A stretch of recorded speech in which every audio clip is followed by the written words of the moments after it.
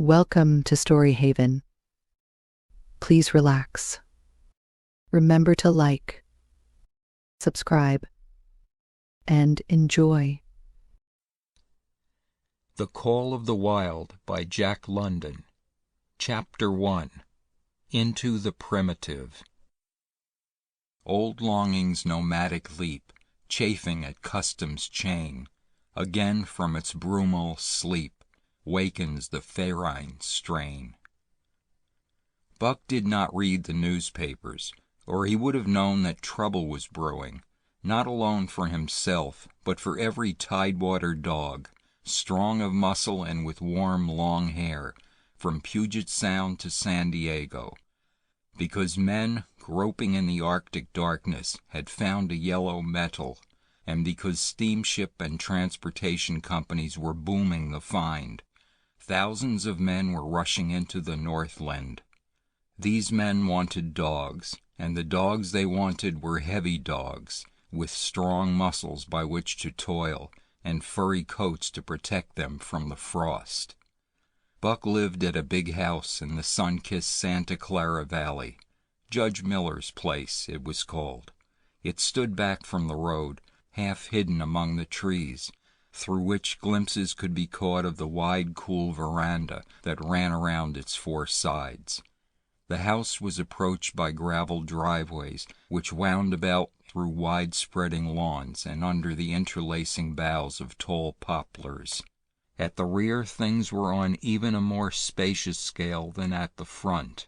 There were great stables, where a dozen grooms and boys held forth, rows of vine-clad servants' cottages, an endless and orderly array of outhouses, long grape arbors, green pastures, orchards, and berry patches. Then there was the pumping plant for the artesian well, and the big cement tank where Judge Miller's boys took their morning plunge and kept cool in the hot afternoon. And over this great domain Buck ruled. Here he was born, and here he had lived the 4 years of his life. It was true there were other dogs. There could not but be other dogs on so vast a place, but they did not count. They came and went, resided in the populous kennels, or lived obscurely in the recesses of the house after the fashion of Toots, the Japanese pug, or Isabel, the Mexican hairless, strange creatures that rarely put nose out of doors or set foot to ground. On the other hand, there were the fox terriers, a score of them at least, who yelped fearful promises at Toots and Isabel, looking out of the windows at them, and protected by a legion of housemaids armed with brooms and mops. But Buck was neither house dog nor kennel dog. The whole realm was his. He plunged into the swimming tank or went hunting with the judge's sons. He escorted Molly and Alice, the judge's daughters, on long twilight or early morning rambles. On wintry nights he lay at the judge's feet before the roaring library fire. He carried the judge's grandsons on his back, or rolled them in the grass, and guarded their footsteps through wild adventures down to the fountain in the stable yard, and even beyond, where the paddocks were, and the berry patches. Among the terriers he stalked imperiously, and Toots and Isabel he utterly ignored, for he was king over all creeping, crawling, flying things of Judge Miller's place, humans included. His father, Elmo, a huge Saint Bernard, had been the judge's inseparable companion, and Buck bid fair to follow in the way of his father. He was not so large. He weighed only 140 pounds, for his mother, Shep, had been a Scotch shepherd dog. Nevertheless, 140 pounds, to which was added the dignity that comes of good living and universal respect, enabled him to carry himself in right royal fashion. During the 4 years since his puppyhood, he had lived the life of a sated aristocrat. He had a fine pride in himself, was even a trifle egotistical, as country gentlemen sometimes become because of their insular situation. But he had saved himself by not becoming a mere pampered house dog. Hunting and kindred outdoor delights had kept down the fat and hardened his muscles, and to him, as to the cold-tubbing races, the love of water had been a tonic and a health preserver. And this was the manner of dog Buck was in the fall of 1897, when the Klondike strike dragged men from all the world into the frozen north. But Buck did not read the newspapers, and he did not know that Manuel, one of the gardener's helpers, was an undesirable acquaintance. Manuel had one besetting sin. He loved to play Chinese lottery. Also, in his gambling, he had one besetting weakness, faith in a system, and this made his damnation certain. For to play a system requires money, while the wages of a gardener's helper do not lap over the needs of a wife and numerous progeny. The judge was at a meeting of the Raisin Growers Association, and the boys were busy organizing an athletic club on the memorable night of Manuel's treachery. No one saw him and Buck go off through the orchard on what Buck imagined was merely a stroll, and with the exception of a solitary man, no one saw them arrive at the little flag station known as College Park.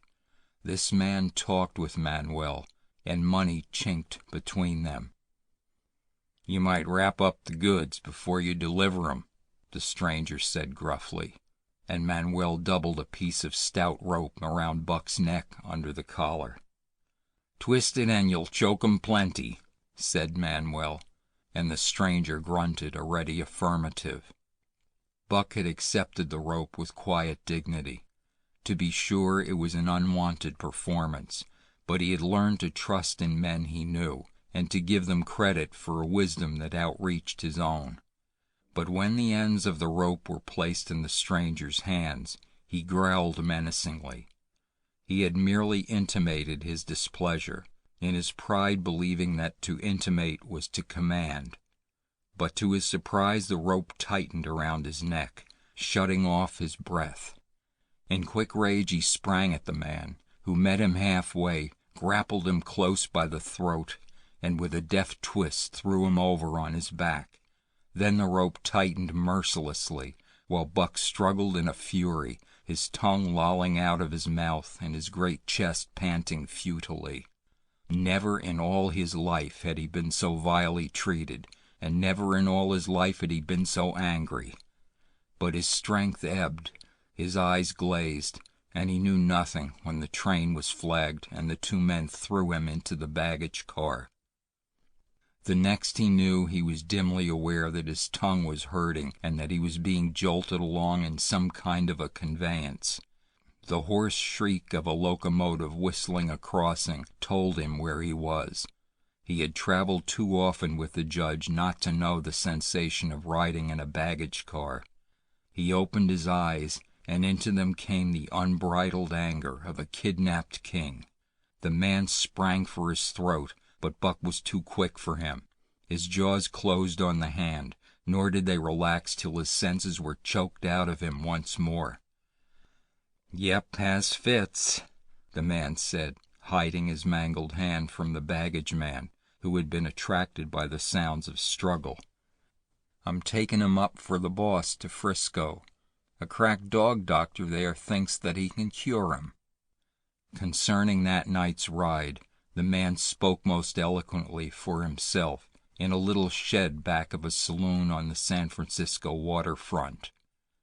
"All I get is $50 for it," he grumbled, "and I wouldn't do it over for $1,000, cold cash." His hand was wrapped in a bloody handkerchief, and the right trouser leg was ripped from knee to ankle. "How much did the other mug get?" the saloon keeper demanded. "100, was the reply. "Wouldn't take a sou less, so help me." "That makes 150, the saloon keeper calculated, "and he's worth it, or I'm a squarehead." The kidnapper undid the bloody wrappings and looked at his lacerated hand.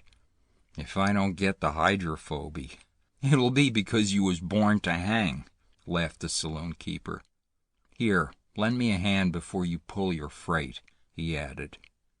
Dazed, suffering intolerable pain from throat and tongue, with the life half throttled out of him, Buck attempted to face his tormentors, but he was thrown down and choked repeatedly till they succeeded in filing the heavy brass collar from off his neck. Then the rope was removed and he was flung into a cage-like crate. There he lay for the remainder of the weary night, nursing his wrath and wounded pride. He could not understand what it all meant. What did they want with him, these strange men? Why were they keeping him pent up in this narrow crate? He did not know why, but he felt oppressed by the vague sense of impending calamity. Several times during the night he sprang to his feet when the shed door rattled open, expecting to see the judge, or the boys at least. But each time it was the bulging face of the saloon keeper that peered in at him by the sickly light of a tallow candle.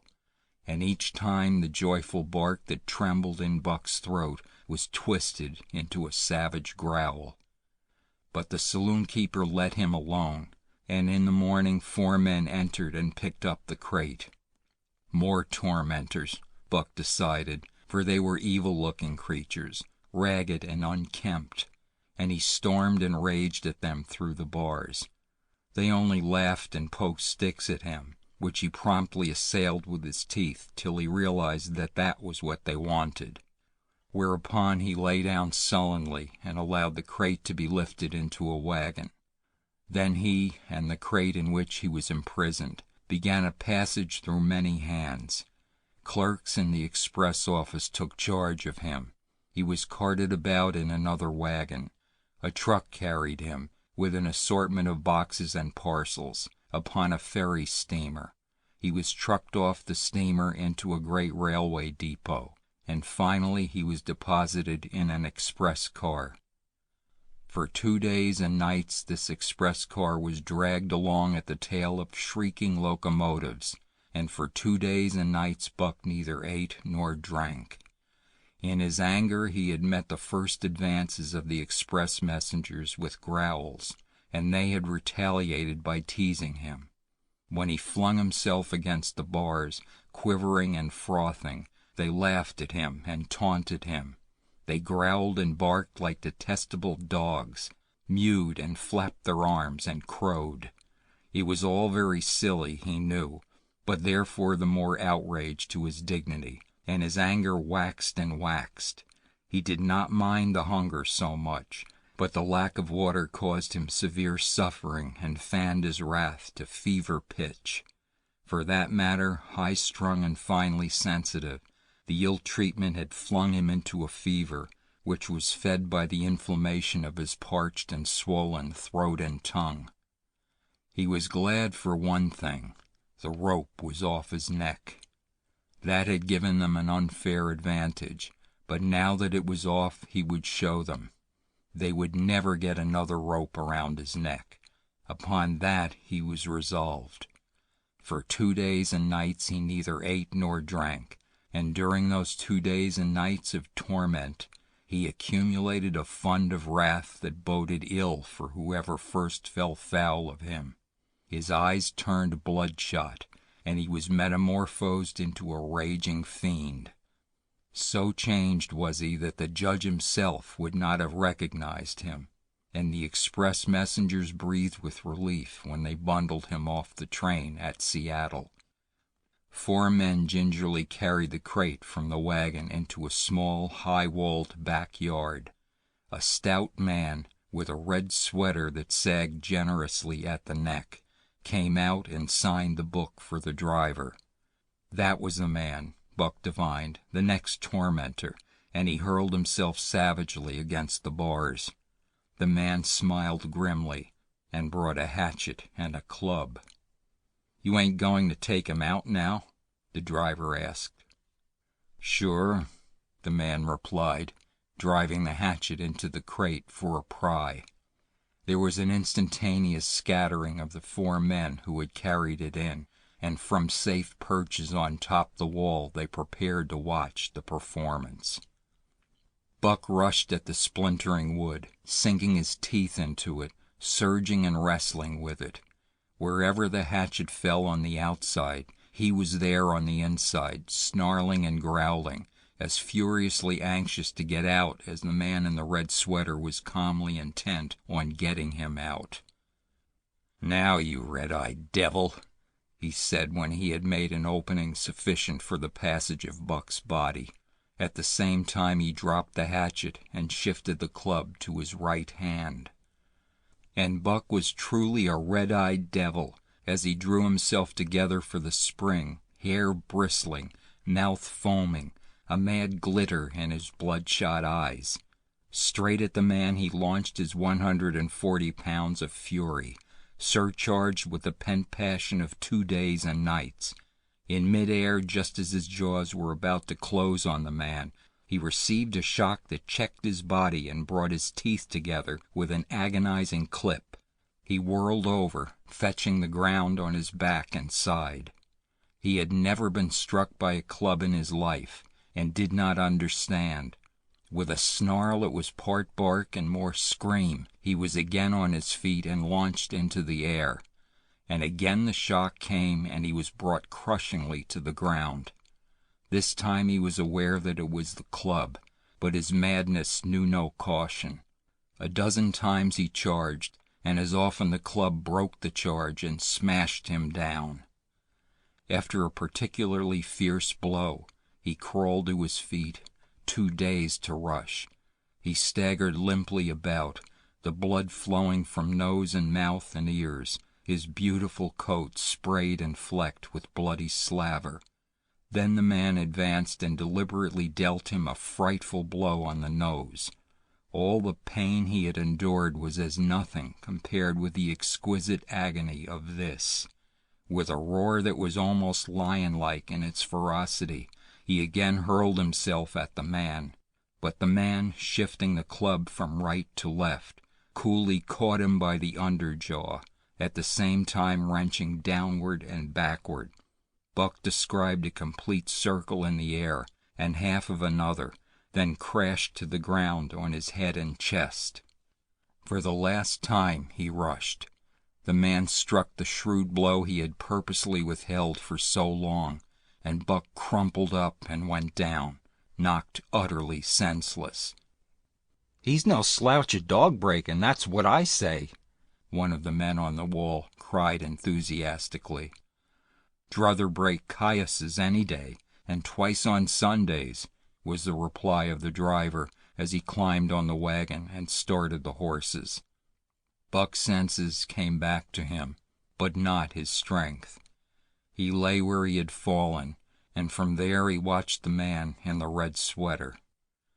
"Answers to the name of Buck," the man soliloquized, quoting from the saloon-keeper's letter, which had announced the consignment of the crate and contents. "Well, Buck, my boy," he went on in a genial voice, "we've had our little ruction, and the best thing we can do is to let it go at that. You've learned your place, and I know mine. Be a good dog, and all'll go well, and the goose hang high. Be a bad dog, and I'll whale the stuffin' out of you. Understand?" As he spoke, he fearlessly patted the head he had so mercilessly pounded, and though Buck's hair involuntarily bristled at the touch of the hand, he endured it without protest. When the man brought him water, he drank eagerly, and later bolted a generous meal of raw meat, chunk by chunk, from the man's hand. He was beaten, he knew that, but he was not broken. He saw, once for all, that he stood no chance against a man with a club. He had learned the lesson, and in all his afterlife he never forgot it. That club was a revelation. It was his introduction to the reign of primitive law, and he met the introduction halfway. The facts of life took on a fiercer aspect, and while he faced that aspect uncowed, he faced it with all the latent cunning of his nature aroused. As the days went by, other dogs came, in crates and at the ends of ropes, some docilely, and some raging and roaring as he had come, and, one and all, He watched them pass under the dominion of the man in the red sweater. Again and again, as he looked at each brutal performance, the lesson was driven home to Buck. A man with a club was a lawgiver, a master to be obeyed, though not necessarily conciliated. Of this last Buck was never guilty, though he did see beaten dogs that fawned upon the man, and wagged their tails and licked his hand. Also he saw one dog that would neither conciliate nor obey, finally killed in the struggle for mastery. Now and again men came, strangers, who talked excitedly, wheedlingly, and in all kinds of fashions to the man in the red sweater, and at such times as money passed between them, the strangers took one or more of the dogs away with them. Buck wondered where they went, for they never came back, but the fear of the future was strong upon him, and he was glad each time when he was not selected. Yet his time came, in the end, in the form of a little weazened man who spat broken English and many strange and uncouth exclamations which Buck could not understand. "Sacre dam!" he cried, when his eyes lit upon Buck. "Dot one dam bully dog, eh? How much?" 300 and a present at that, was the prompt reply of the man in the red sweater. "And seem it's government money. You ain't got no kick coming, eh, Perot?" Perot grinned. Considering that the price of dogs had been boomed skyward by the unwanted demand, it was not an unfair sum for so fine an animal. The Canadian government would be no loser, nor would its dispatches travel the slower. Perot knew dogs, and when he looked at Buck he knew that he was 1 in 1,000. 1 in 10,000, he commented mentally. Buck saw money pass between them, and was not surprised when Curly, a good-natured Newfoundland, and he were led away by the little weazened man. That was the last he saw of the man in the red sweater, and as Curly and he looked at receding Seattle from the deck of the Narwhal, it was the last he saw of the warm Southland. Curly and he were taken below by Perot and turned over to a black-faced giant called Francois. Perot was a French-Canadian and swarthy, but Francois was a French-Canadian half-breed and twice as swarthy. They were a new kind of men to Buck, of which he was destined to see many more, and while he developed no affection for them, he nonetheless grew honestly to respect them. He speedily learned that Perot and Francois were fair men, calm and impartial in administering justice, and too wise in the way of dogs to be fooled by dogs. In the 'tween decks of the Narwhal, Buck and Curly joined 2 other dogs. One of them was a big, snow-white fellow from Spitzbergen, who had been brought away by a whaling captain, and who had later accompanied a geological survey into the Barrens. He was friendly in a treacherous sort of way, smiling into one's face the while he meditated some underhand trick, as, for instance, when he stole from Buck's food at the first meal.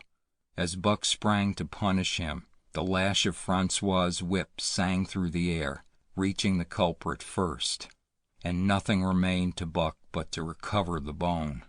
That was fair of Francois, he decided, and the half-breed began his rise in Buck's estimation. The other dog made no advances, nor received any. Also, he did not attempt to steal from the newcomers. He was a gloomy, morose fellow, and he showed Curly plainly that all he desired was to be left alone, and further that there would be trouble if he were not left alone. Dave, he was called, and he ate and slept, or yawned between times, and took interest in nothing, not even when the Narwhal crossed Queen Charlotte Sound and rolled and pitched and bucked like a thing possessed. When Buck and Curly grew excited, half wild with fear, he raised his head as though annoyed, favored them with an incurious glance, yawned, and went to sleep again. Day and night the ship throbbed to the tireless pulse of the propeller, and though one day was very like another, it was apparent to Buck that the weather was steadily growing colder. At last, one morning, the propeller was quiet, and the narwhal was pervaded with an atmosphere of excitement. He felt it, as did the other dogs, and knew that a change was at hand. Francois leashed them and brought them on deck. At the first step upon the cold surface, Buck's feet sank into a white, mushy something very like mud. He sprang back with a snort.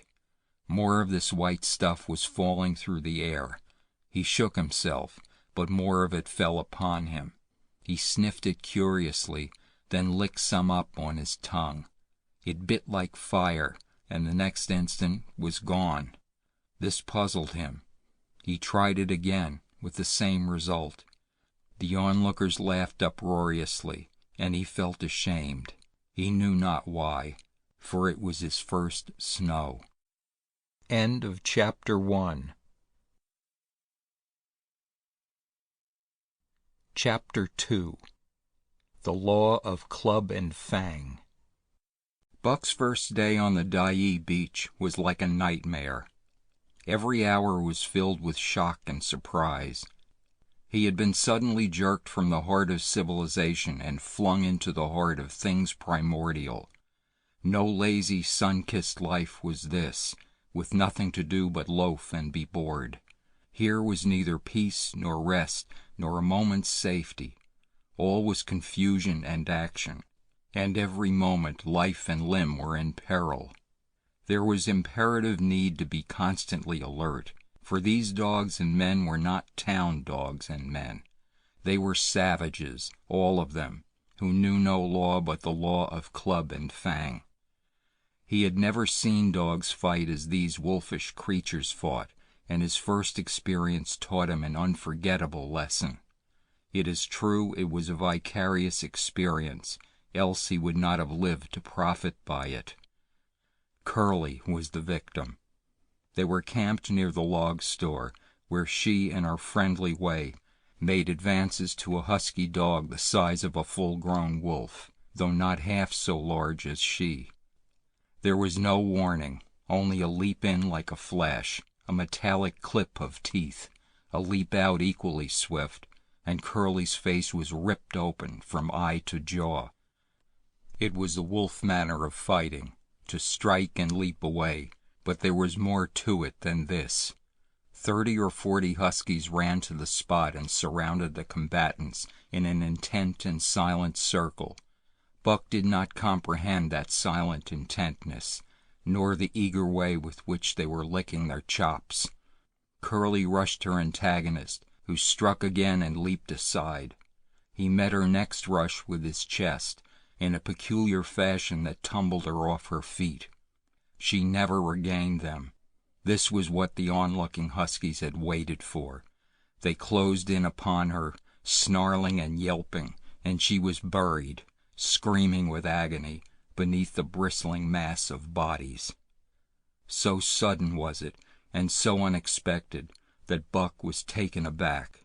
He saw Spitz run out his scarlet tongue in a way he had of laughing, and he saw Francois, swinging an axe, spring into the mess of dogs. 3 men with clubs were helping him to scatter them. It did not take long. 2 minutes from the time Curly went down, the last of her assailants were clubbed off. But she lay there limp and lifeless in the bloody, trampled snow, almost literally torn to pieces, the swart half-breed standing over her and cursing horribly. The scene often came back to Buck to trouble him in his sleep. So that was the way. No fair play. Once down, that was the end of you. Well, he would see to it that he never went down. Spitz ran out his tongue and laughed again, and from that moment Buck hated him with a bitter and deathless hatred. Before he had recovered from the shock caused by the tragic passing of Curly, he received another shock. Francois fastened upon him an arrangement of straps and buckles. It was a harness such as he had seen the grooms put on the horses at home. and as he had seen horses work, so he was set to work, hauling Francois on his sled to the forest that fringed the valley, and returning with a load of firewood. Though his dignity was sorely hurt by thus being made a draft animal, he was too wise to rebel. He buckled down with a will and did his best, though it was all new and strange. Francois was stern, demanding instant obedience, and by virtue of his whip receiving instant obedience, while Dave, who was an experienced wheeler, nipped Buck's hindquarters whenever he was in error. Spitz was the leader, and likewise experienced, and while he could not always get at Buck, he growled sharp reproof now and again, or cunningly threw his weight in the traces to jerk Buck into the way he should go. Buck learned easily, and under the combined tuition of his two mates and Francois, made remarkable progress. Ere they returned to camp, he knew enough to stop at Ho, to go ahead at Mush, to swing wide on the bends, and to keep clear of the wheeler when the loaded sled shot downhill at their heels. "Très bar, good dogs," Francois told Perrault. "Dat Buck him pull like hell. I teach him quick as anyting." By afternoon, Perrault, who was in a hurry to be on the trail with his dispatches, returned with two more dogs. Billy and Joe, he called them, two brothers, and true huskies both. Sons of the one mother though they were as different as day and night. Billy's one fault was his excessive good nature, while Joe was the very opposite, sour and introspective, with a perpetual snarl and a malignant eye. Buck received them in comradely fashion. Dave ignored them, while Spitz proceeded to thrash first one and then the other. Billy wagged his tail appeasingly, turned to run when he saw that appeasement was of no avail, and cried, still appeasingly, when Spitz's sharp teeth scored his flank. But no matter how Spitz circled, Joe whirled around on his heels to face him, mane bristling, ears laid back, lips writhing and snarling, jaws clipping together as fast as he could snap, and eyes diabolically gleaming, the incarnation of belligerent fear. So terrible was his appearance that Spitz was forced to forego disciplining him, but to cover his own discomfiture he turned upon the inoffensive and wailing Billy and drove him to the confines of the camp. By evening Perrault secured another dog, an old husky, long and lean and gaunt, with a battle-scarred face and a single eye which flashed a warning of prowess that commanded respect. He was called Solex, which means the angry one. Like Dave, he asked nothing, gave nothing, expected nothing, and when he marched slowly and deliberately into their midst, even Spitz left him alone. He had one peculiarity which Buck was unlucky enough to discover. He did not like to be approached on his blind side.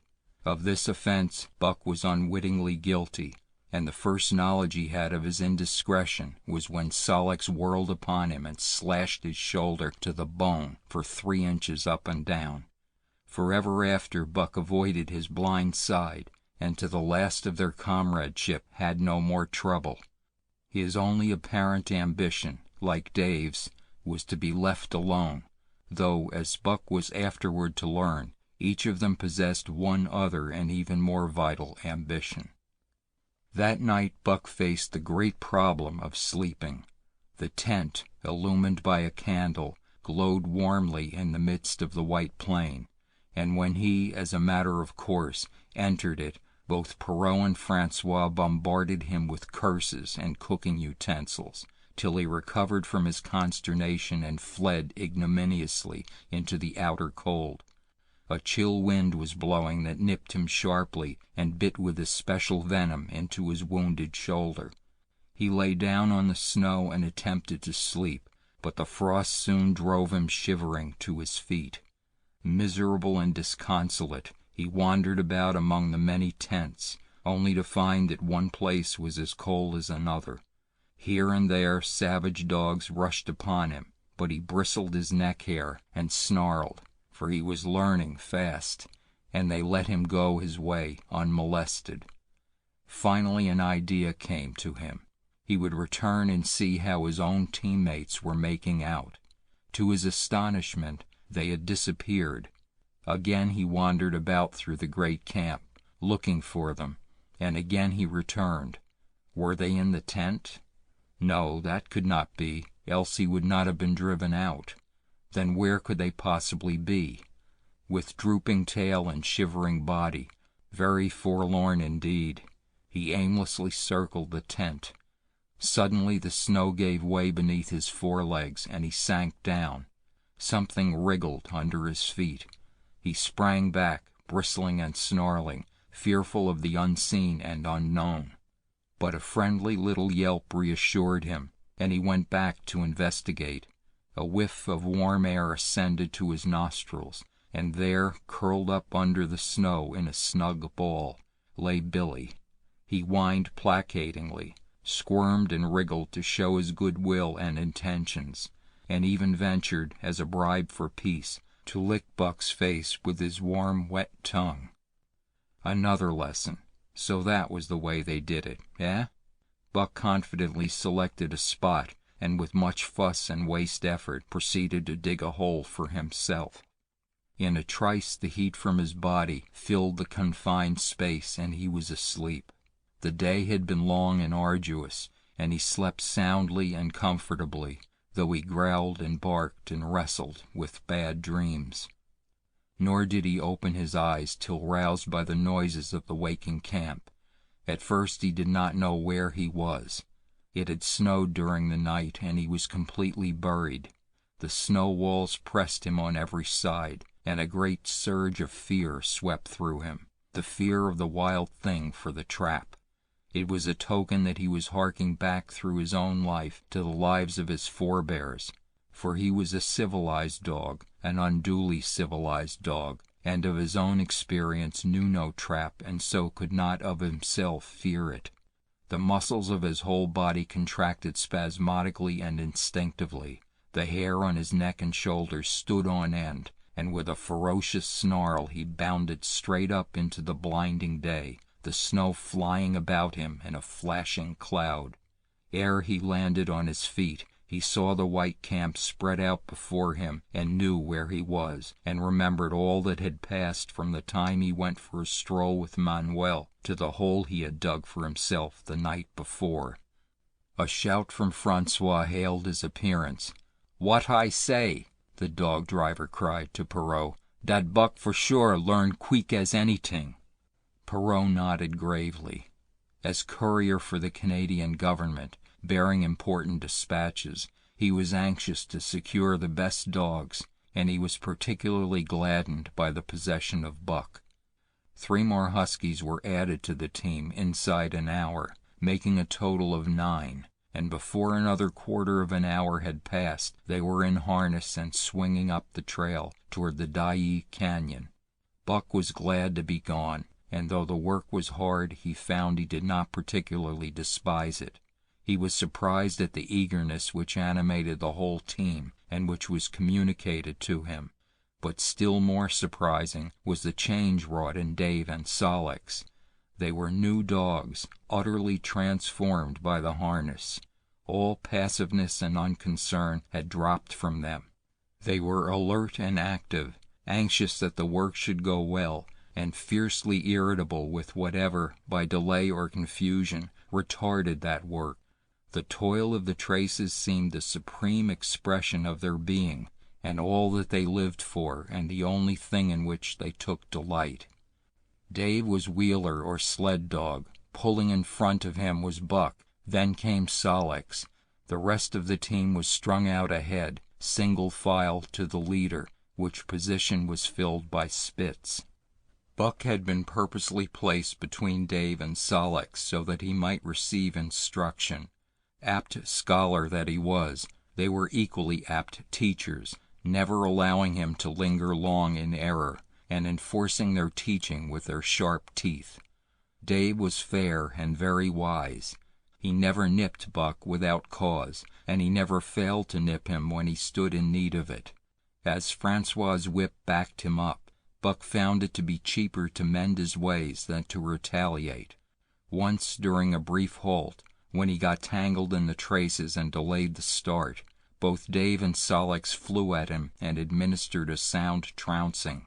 The resulting tangle was even worse, but Buck took good care to keep the traces clear thereafter, and ere the day was done, so well had he mastered his work, his mates about ceased nagging him. Francois's whip snapped less frequently, and Perrault even honored Buck by lifting up his feet and carefully examining them. It was a hard day's run, up the canyon, through sheep camp, past the scales and the timber line, across glaciers and snowdrifts hundreds of feet deep, and over the great Chilkoot Divide, which stands between the salt water and the fresh, and guards forbiddingly the sad and lonely north. They made good time down the chain of lakes which fills the craters of extinct volcanoes, and late that night pulled into the huge camp at the head of Lake Bennett, where thousands of gold seekers were building boats against the breakup of the ice in the spring. Buck made his hole in the snow and slept the sleep of the exhausted just, but all too early was routed out in the cold darkness and harnessed with his mates to the sled. That day they made 40 miles, the trail being packed, but the next day and for many days to follow, they broke their own trail, worked harder, and made poorer time. As a rule, Perrault traveled ahead of the team, packing the snow with webbed shoes to make it easier for them. Francois, guiding the sled at the gee-pole, sometimes exchanged places with him, but not often. Perrault was in a hurry, and he prided himself on his knowledge of ice, which knowledge was indispensable, for the fall ice was very thin, and where there was swift water, there was no ice at all. Day after day, for days unending, Buck toiled in the traces. Always they broke camp in the dark, and the first gray of dawn found them hitting the trail with fresh miles reeled off behind them. And always they pitched camp after dark, eating their bit of fish, and crawling to sleep into the snow. Buck was ravenous. The pound and a half of sun-dried salmon, which was his ration for each day, seemed to go nowhere. He never had enough, and suffered from perpetual hunger pangs. Yet the other dogs, because they weighed less and were born to the life, received a pound only of the fish, and managed to keep in good condition. He swiftly lost the fastidiousness which had characterized his old life. A dainty eater, he found that his mates, finishing first, robbed him of his unfinished ration. There was no defending it. While he was fighting off 2 or 3, he was disappearing down the throats of the others. To remedy this, he ate as fast as they, and, so greatly did hunger compel him, he was not above taking what did not belong to him. He watched and learned. When he saw Pike, one of the new dogs, a clever malingerer and thief, slyly steal a slice of bacon when Perrault's back was turned, he duplicated the performance the following day, getting away with the whole chunk. A great uproar was raised, but he was unsuspected, while Dub, an awkward blunderer who was always getting caught, was punished for Buck's misdeed. This first theft marked Buck as fit to survive in the hostile Northland environment. It marked his adaptability, his capacity to adjust himself to changing conditions, the lack of which would have meant swift and terrible death. It marked, further, the decay or going to pieces of his moral nature, a vain thing and a handicap in the ruthless struggle for existence. It was all well enough in the Southland, under the law of love and fellowship, to respect private property and personal feelings, but in the Northland, under the law of club and fang, whoso took such things into account was a fool, and in so far as he observed them, he would fail to prosper. Not that Buck reasoned it out. He was fit, that was all, and unconsciously he accommodated himself to the new mode of life. All his days, no matter what the odds, he had never run from a fight. but the club of the man in the red sweater had beaten into him a more fundamental and primitive code. Civilized, he could have died for a moral consideration, say the defense of Judge Miller's riding whip, but the completeness of his decivilization was now evidenced by his ability to flee from the defense of a moral consideration and so save his hide. He did not steal for the joy of it, but because of the clamor of his stomach. He did not rob openly, but stole secretly and cunningly, out of respect for club and fang. In short, the things he did were done because it was easier to do them than not to do them. His development, or retrogression, was rapid. His muscles became hard as iron, and he grew callous to all ordinary pain. He achieved an internal as well as external economy. He could eat anything, no matter how loathsome or indigestible, and once eaten, the juices of his stomach extracted the least particle of nutriment, and his blood carried it to the farthest reaches of his body, building it into the toughest and stoutest of tissues. Sight and scent became remarkably keen, while his hearing developed such acuteness that in his sleep he heard the faintest sound and knew whether it heralded peace or peril. He learned to bite the ice out with his teeth when it collected between his toes, and when he was thirsty and there was a thick scum of ice over the water hole, he would break it by rearing and striking it with stiff forelegs. His most conspicuous trait was an ability to scent the wind and forecast it a night in advance. No matter how breathless the air when he dug his nest by tree or bank, the wind that later blew inevitably found him to leeward, sheltered and snug. And not only did he learn by experience, but instincts long dead became alive again. The domesticated generations fell from him. In vague ways he remembered back to the youth of the breed, to the time the wild dogs ranged in packs through the primeval forest and killed their meat as they ran it down. It was no task for him to learn to fight with cut and slash and the quick wolf snap. In this manner had fought forgotten ancestors. They quickened the old life within him, and the old tricks which they had stamped into the heredity of the breed were his tricks. They came to him without effort or discovery, as though they had been his always.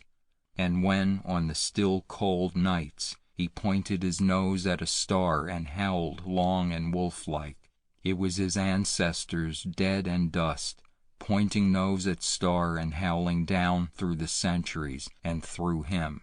And his cadences were their cadences, the cadences which voiced their woe, and what to them was the meaning of the stiffness and the cold and dark. Thus, as token of what a puppet thing life is, the ancient song surged through him, and he came into his own again. And he came because men had found a yellow metal in the north, and because Manuel was a gardener's helper whose wages did not lap over the needs of his wife and diverse small copies of himself. End of Chapter 2. Chapter 3. The Dominant Primordial Beast. The dominant primordial beast was strong in Buck, and under the fierce conditions of trail life it grew and grew. Yet it was a secret growth. His newborn cunning gave him poise and control. He was too busy adjusting himself to the new life to feel at ease, and not only did he not pick fights, but he avoided them whenever possible. A certain deliberateness characterized his attitude. He was not prone to rashness and precipitate action, and in the bitter hatred between him and Spitz he betrayed no impatience, shunned all offensive acts. On the other hand, possibly because he divined in Buck a dangerous rival, Spitz never lost an opportunity of showing his teeth. He even went out of his way to bully Buck, striving constantly to start the fight which could end only in the death of one or the other. Early in the trip this might have taken place had it not been for an unwanted accident. At the end of this day they made a bleak and miserable camp on the shore of Lake Labargue. Driving snow, a wind that cut like a white-hot knife, and darkness had forced them to grope for a camping place. They could hardly have fared worse. At their backs rose a perpendicular wall of rock, and Perrault and Francois were compelled to make their fire and spread their sleeping robes on the ice of the lake itself. The tent they had discarded at Dilly in order to travel light. A few sticks of driftwood furnished them with a fire that thawed down through the ice and left them to eat supper in the dark. Close in under the sheltering rock, Buck made his nest. So snug and warm was it that he was loath to leave it when Francois distributed the fish, which he had first thawed over the fire. But when Buck finished his ration and returned, he found his nest occupied. A warning snarl told him that the trespasser was Spitz. Till now Buck had avoided trouble with his enemy, but this was too much. The beast in him roared.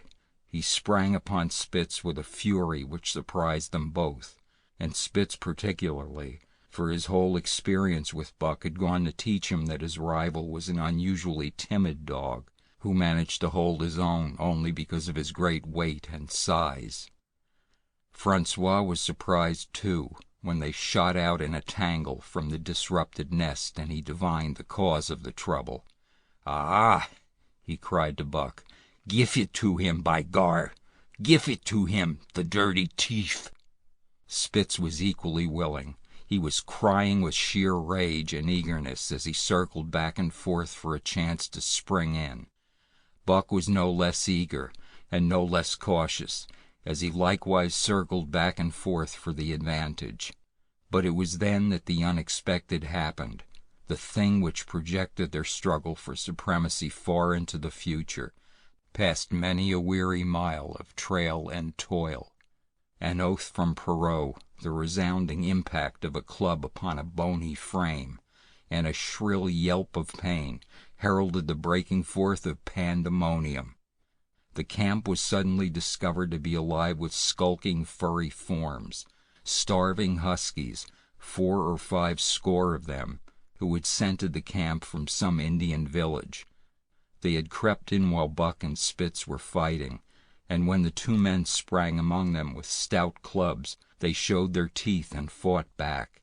They were crazed by the smell of the food. Perrault found one with head buried in the grub box. His club landed heavily on the gaunt ribs, and the grub box was capsized on the ground. On the instant a score of the famished brutes were scrambling for the bread and bacon.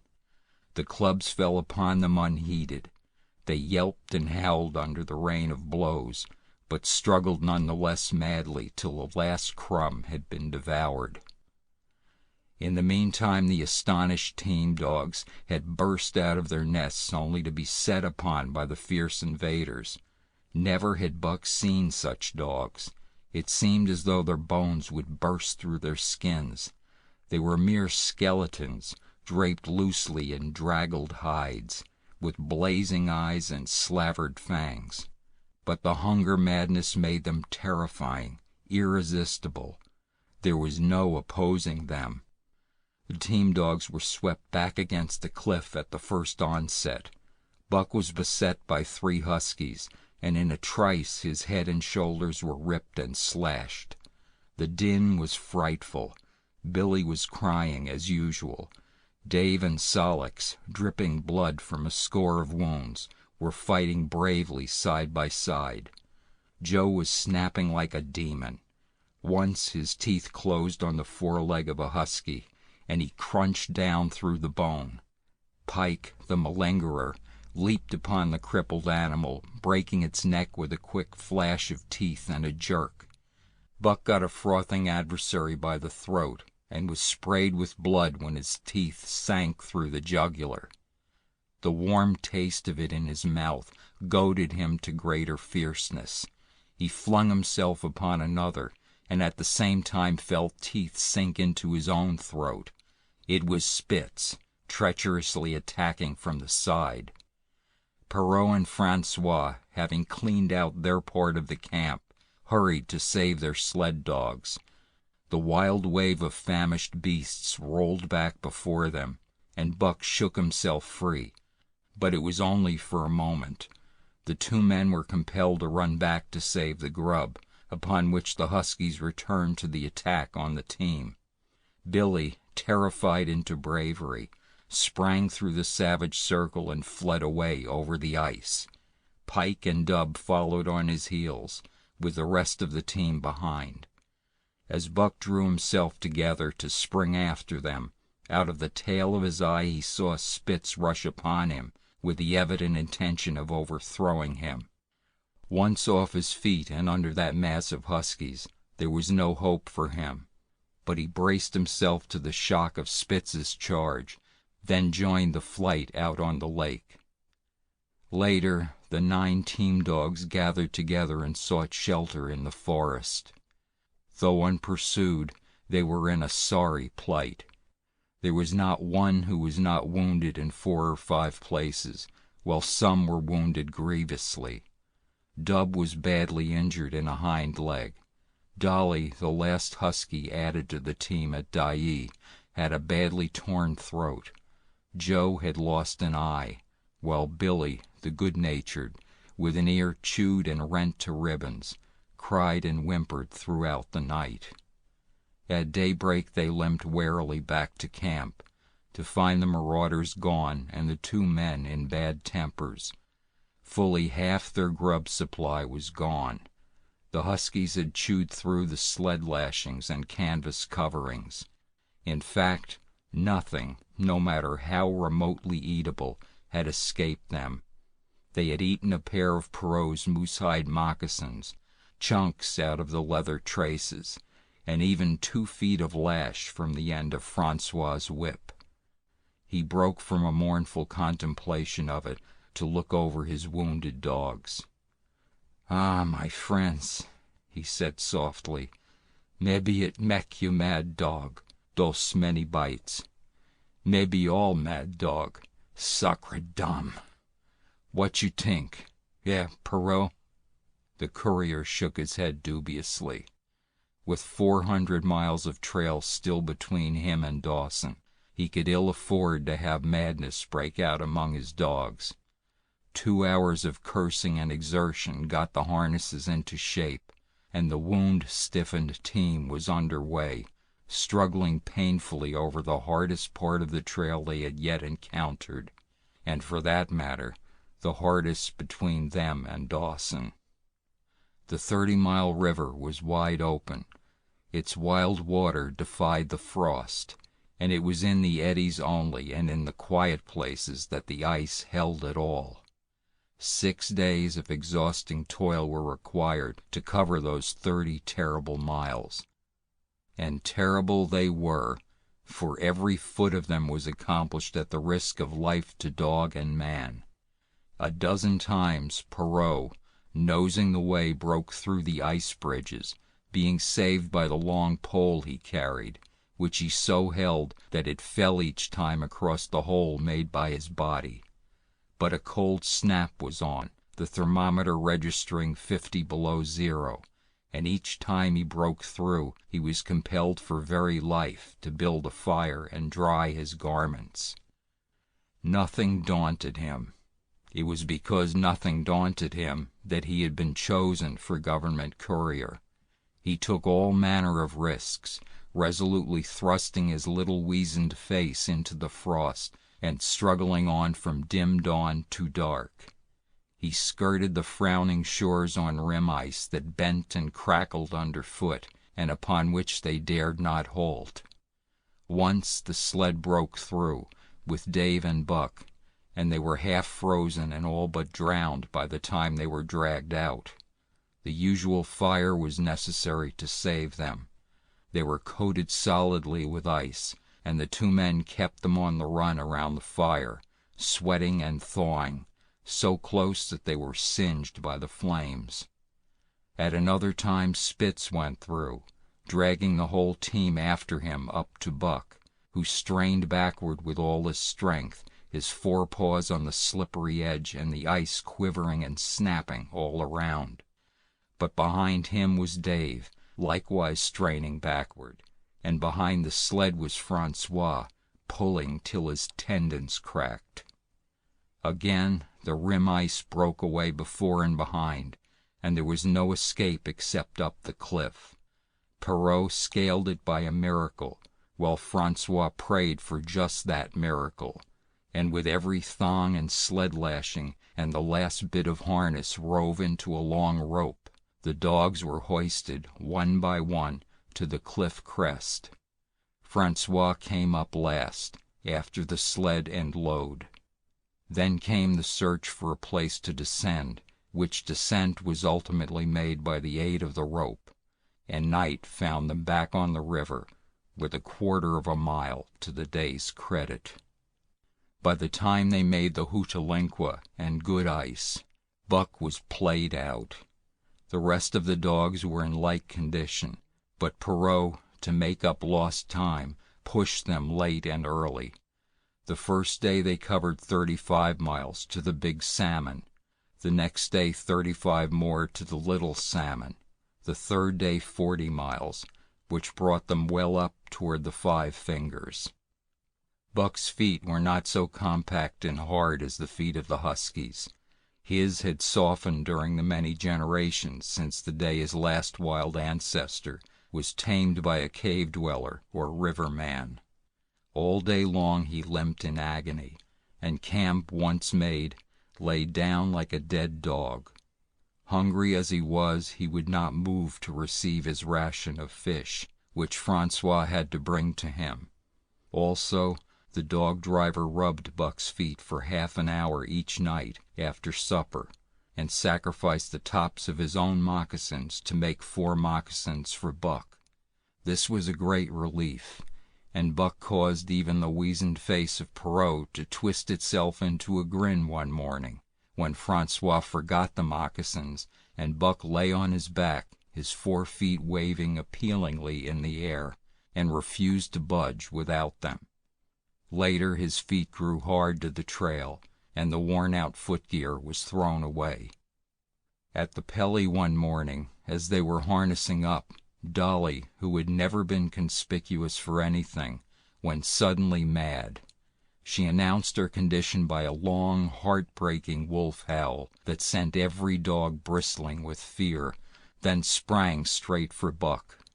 He had never seen a dog go mad, nor did he have any reason to fear madness, yet he knew that here was horror, and fled away from it in a panic. Straightway he raced, with Dolly panting and frothing, one leap behind, nor could she gain on him, so great was his terror, nor could he leave her, so great was her madness. He plunged through the wooded breast of the island, flew down to the lower end, crossed the back channel filled with rough ice to another island, gained a third island, curved back to the main river, and in desperation started to cross it. And all the time, though he did not look, he could hear her snarling just one leap behind. Francois called to him a quarter of a mile away, and he doubled back, still one leap ahead, gasping painfully for air and putting all his faith in that Francois would save him. The dog driver held the axe poised in his hand, and as Buck shot past him, the axe crashed down upon Mad Dolly's head. Buck staggered over against the sled, exhausted, sobbing for breath, helpless. This was Spitz's opportunity. He sprang upon Buck, and twice his teeth sank into his unresisting foe and ripped and tore the flesh to the bone. Then Francois's lash descended, and Buck had the satisfaction of watching Spitz receive the worst whipping as yet administered to any of the teams. "One devil, dat Spitz," remarked Perrault. "Some damn day him kill dat buck." "Dat buck 2 devils," was Francois's rejoinder. "All de time I watch dat buck, I know for sure. Listen, some damn fine day him get mad like hell, and den him chew dat Spitz all up and spit him out on de snow. Sure, I know." From then on, it was war between them.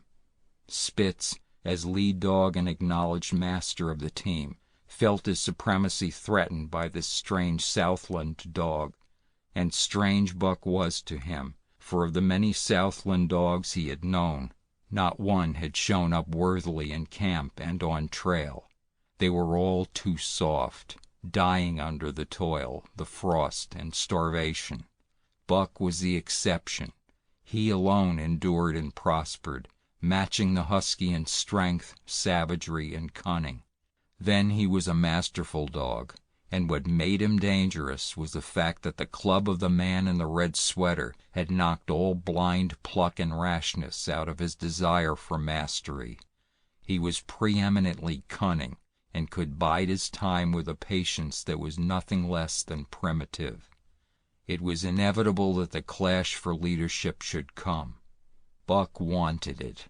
He wanted it because it was his nature, because he had been gripped tight by that nameless, incomprehensible pride of the trail and trace, that pride which holds dogs in the toil to the last gasp, which lures them to die joyfully in the harness, and breaks their hearts if they are cut out of the harness.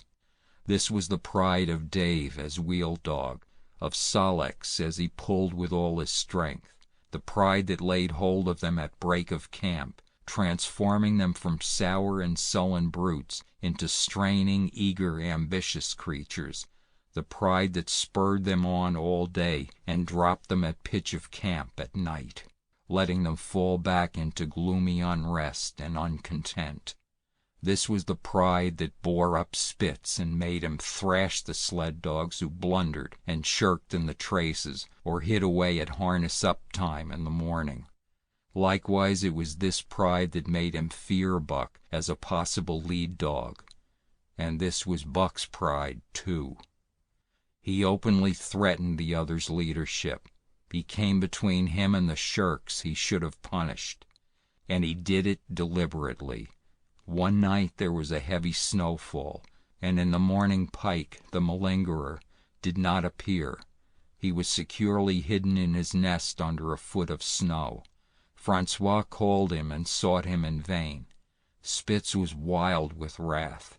He raged through the camp, smelling and digging in every likely place, snarling so frightfully that Pike heard and shivered in his hiding place. But when he was at last unearthed, and Spitz flew at him to punish him, Buck flew with equal rage in between. So unexpected was it, and so shrewdly managed, that Spitz was hurled backward and off his feet. Pike, who had been trembling abjectly, took heart at this open mutiny, and sprang upon his overthrown leader. Buck, to whom fair play was a forgotten code, likewise sprang upon Spitz, but Francois, chuckling at the incident while unswerving in the administration of justice, brought his lash down upon Buck with all his might. This failed to drive Buck from his prostrate rival, and the butt of the whip was brought into play. Half stunned by the blow, Buck was knocked backward and the lash laid upon him again and again, while Spitz soundly punished the many times offending Pike. In the days that followed, as Dawson grew closer and closer, Buck still continued to interfere between Spitz and the culprits, but he did it craftily when Francois was not around. With the covert mutiny of Buck, a general insubordination sprang up and increased. Dave and Sol-leks were unaffected, but the rest of the team went from bad to worse. Things no longer went right. There was continual bickering and jangling. Trouble was always afoot, and at the bottom of it was Buck. He kept Francois busy, for the dog driver was in constant apprehension of the life and death struggle between the two, which he knew must take place sooner or later. And on more than one night the sounds of quarreling and strife among the other dogs turned him out of his sleeping robe, fearful that Buck and Spitz were at it. But the opportunity did not present itself, and they pulled into Dawson one dreary afternoon with the great fight still to come. Here were many men, and countless dogs, and Buck found them all at work. It seemed the ordained order of things that dogs should work. All day they swung up and down the main street in long teams, and in the night their jingling bells still went by. They hauled cabin logs and firewood, freighted up to the mines, and did all manner of work that horses did in the Santa Clara Valley. Here and there Buck met Southland dogs, but in the main they were the wild wolf husky breed. Every night, regularly, at 9, at 12, at 3, they lifted a nocturnal song, a weird and eerie chant, in which it was Buck's delight to join.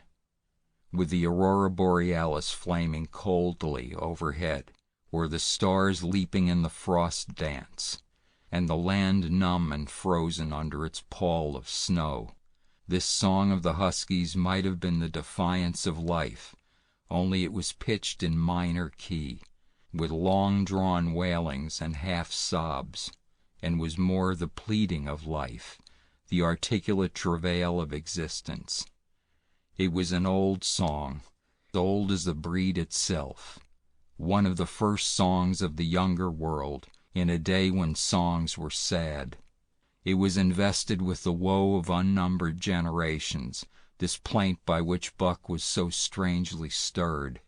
When he moaned and sobbed, it was with the pain of living that was of old the pain of his wild fathers, and the fear and mystery of the cold and dark that was to them fear and mystery. And that he should be stirred by it marked the completeness with which he harked back through the ages of fire and roof to the raw beginnings of life in the howling ages. 7 days from the time they pulled into Dawson, they dropped down the steep bank by the barracks to the Yukon Trail and pulled for Dyea and Salt Water. Perot was carrying dispatches, if anything, more urgent than those he had brought in. Also, the travel pride had gripped him, and he purposed to make the record trip of the year. Several things favored him in this. The week's rest had recuperated the dogs and put them in thorough trim. The trail they had broken into the country was packed hard by later journeyers. And further, the police had arranged in 2 or 3 places deposits of grub for dog and man, and he was traveling light. They made 60 Mile, which is a 50-mile run, on the first day, and the second day saw them booming up the Yukon well on their way to Pelly. But such splendid running was achieved not without great trouble and vexation on the part of Francois. The insidious revolt led by Buck had destroyed the solidarity of the team. It no longer was as one dog leaping in the traces. The encouragement Buck gave the rebels led them into all kinds of petty misdemeanors. No more was Spitz a leader greatly to be feared. The old awe departed, and they grew equal to challenging his authority. Pike robbed him of half a fish one night, and gulped it down under the protection of Buck. Another night Dub and Joe fought Spitz and made him forego the punishment they deserved. And even Billy, the good-natured, was less good-natured, and whined not half so placatingly as in former days. Buck never came near Spitz without snarling and bristling menacingly. In fact, his conduct approached that of a bully, and he was given to swaggering up and down before Spitz's very nose. The breaking down of discipline likewise affected the dogs in their relations with one another. They quarreled and bickered more than ever among themselves, till at times the camp was a howling bedlam. Dave and Solix alone were unaltered, though they were made irritable by the unending squabbling. Francois swore strange barbarous oaths, and stamped the snow in futile rage, and tore his hair. His lash was always singing among the dogs, but it was of small avail. Directly his back was turned, they were at it again. He backed up Spitz with his whip, while Buck backed up the remainder of the team. Francois knew he was behind all the trouble, and Buck knew he knew, but Buck was too clever ever again to be caught red-handed. He worked faithfully in the harness, for the toil had become a delight to him, yet it was a greater delight slyly to precipitate a fight amongst his mates and tangle the traces. At the mouth of the Tahkeena, one night after supper, Dub turned up a snowshoe rabbit, blundered it, and missed. In a second the whole team was in full cry. 100 yards away was a camp of the Northwest Police, with 50 dogs, huskies all, who joined the chase. The rabbit sped down the river, turned off into a small creek, up the frozen bed of which it held steadily. It ran lightly on the surface of the snow, while the dogs plowed through by main strength. Buck led the pack, 60 strong, around bend after bend, but he could not gain. He lay down low to the race, whining eagerly, his splendid body flashing forward, leap by leap, in the wan white moonlight. And leap by leap, like some pale frost wraith, the snowshoe rabbit flashed on ahead.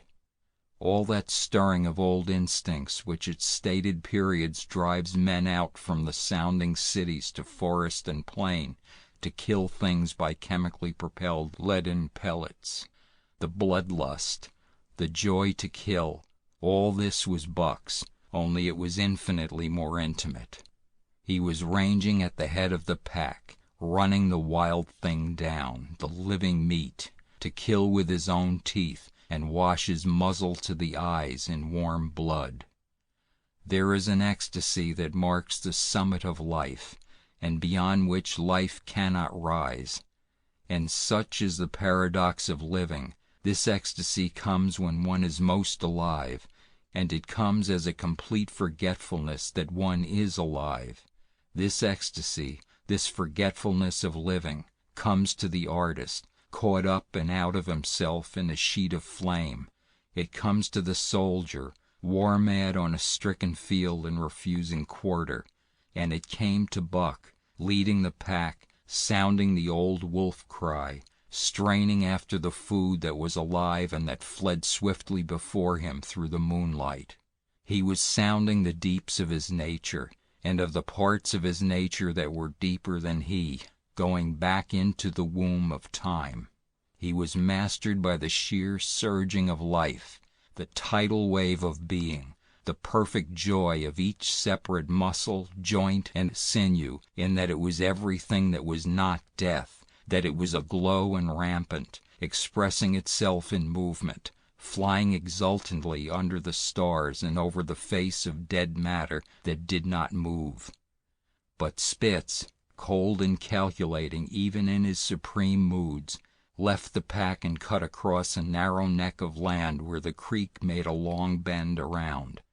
Buck did not know of this, and as he rounded the bend, the frost wraith of a rabbit still flitting before him, he saw another and larger frost wraith leap from the overhanging bank into the immediate path of the rabbit. It was Spitz. The rabbit could not turn, and as the white teeth broke its back in mid-air, it shrieked as loudly as a stricken man may shriek. At sound of this, the cry of life plunging down from life's apex in the grip of death, the full pack at Buck's heels raised a hell's chorus of delight. Buck did not cry out. He did not check himself, but drove in upon Spitz, shoulder to shoulder, so hard that he missed the throat. They rolled over and over in the powdery snow. Spitz gained his feet almost as though he had not been overthrown, slashing Buck down the shoulder and leaping clear. Twice his teeth clipped together, like the steel jaws of a trap, as he backed away for better footing, with lean and lifting lips that writhed and snarled. In a flash Buck knew it. The time had come. It was to the death. As they circled about, snarling, ears laid back, keenly watchful for the advantage, the scene came to Buck with a sense of familiarity. He seemed to remember it all. The white woods, the earth, and moonlight, and the thrill of battle. Over the whiteness and silence brooded a ghostly calm. There was not the faintest whisper of air, Nothing moved, not a leaf quivered, the visible breaths of the dogs rising slowly and lingering in the frosty air. They had made short work of the snowshoe rabbit, these dogs that were ill-tamed wolves, and they were now drawn up in an expectant circle.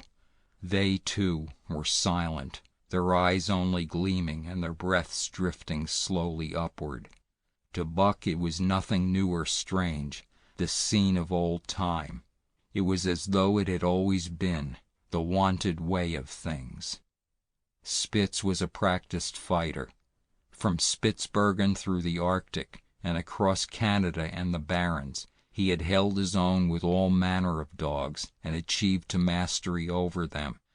Bitter rage was his, but never blind rage. In passion to rend and destroy, he never forgot that his enemy was in like passion to rend and destroy. He never rushed till he was prepared to receive a rush, never attacked till he had first defended that attack. In vain Buck strove to sink his teeth in the neck of the big white dog. Wherever his fangs struck for the softer flesh, they were countered by the fangs of Spitz. Fang clashed fang, and lips were cut and bleeding, but Buck could not penetrate his enemy's guard. Then he warmed up and enveloped Spitz in a whirlwind of rushes. Time and time again he tried for the snow-white throat, where life bubbled near to the surface, and each time and every time Spitz slashed him and got away. Then Buck took to rushing, as though for the throat, when, suddenly drawing back his head and curving in from the side, he would drive his shoulder at the shoulder of Spitz, as a ram by which to overthrow him. But instead, Buck's shoulder was slashed down each time as Spitz leaped lightly away. Spitz was untouched, while Buck was streaming with blood and panting hard. The fight was growing desperate, and all the while the silent and wolfish circle waited to finish off whichever dog went down. As Buck grew winded, Spitz took to rushing, and he kept him staggering for footing. Once Buck went over, and the whole circle of 60 dogs started up, but he recovered himself, almost in mid-air, and the circle sank down again and waited. But Buck possessed a quality that made for greatness: imagination. He fought by instinct, but he could fight by head as well.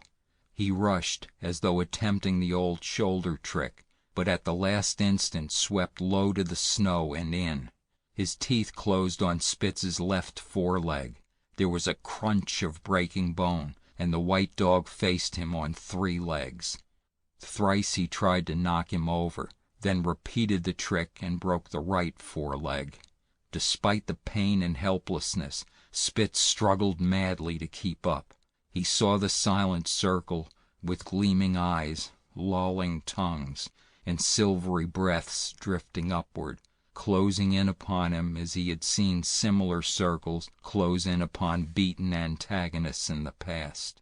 Only this time he was the one who was beaten. There was no hope for him. Buck was inexorable. Mercy was a thing reserved for gentler climes. He maneuvered for the final rush. The circle had tightened till he could feel the breaths of the huskies on his flanks. He could see them, beyond Spitz and to either side, half crouching for the spring, their eyes fixed upon him. A pause seemed to fall. Every animal was motionless, as though turned to stone. Only Spitz quivered and bristled as he staggered back and forth, snarling with horrible menace, as though to frighten off impending death. Then Buck sprang in and out, but while he was in, shoulder had at last squarely met shoulder. The dark circle became a dot on the moon-flooded snow as Spitz disappeared from view. Buck stood and looked on, the successful champion, the dominant primordial beast who had made his kill and found it good. End of Chapter 3.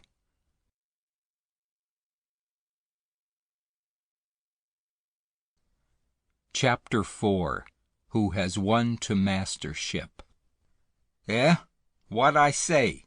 I speak true when I say dat Buck two devils." This was Francois's speech next morning when he discovered Spitz missing and Buck covered with wounds. He drew him to the fire and by its light pointed them out.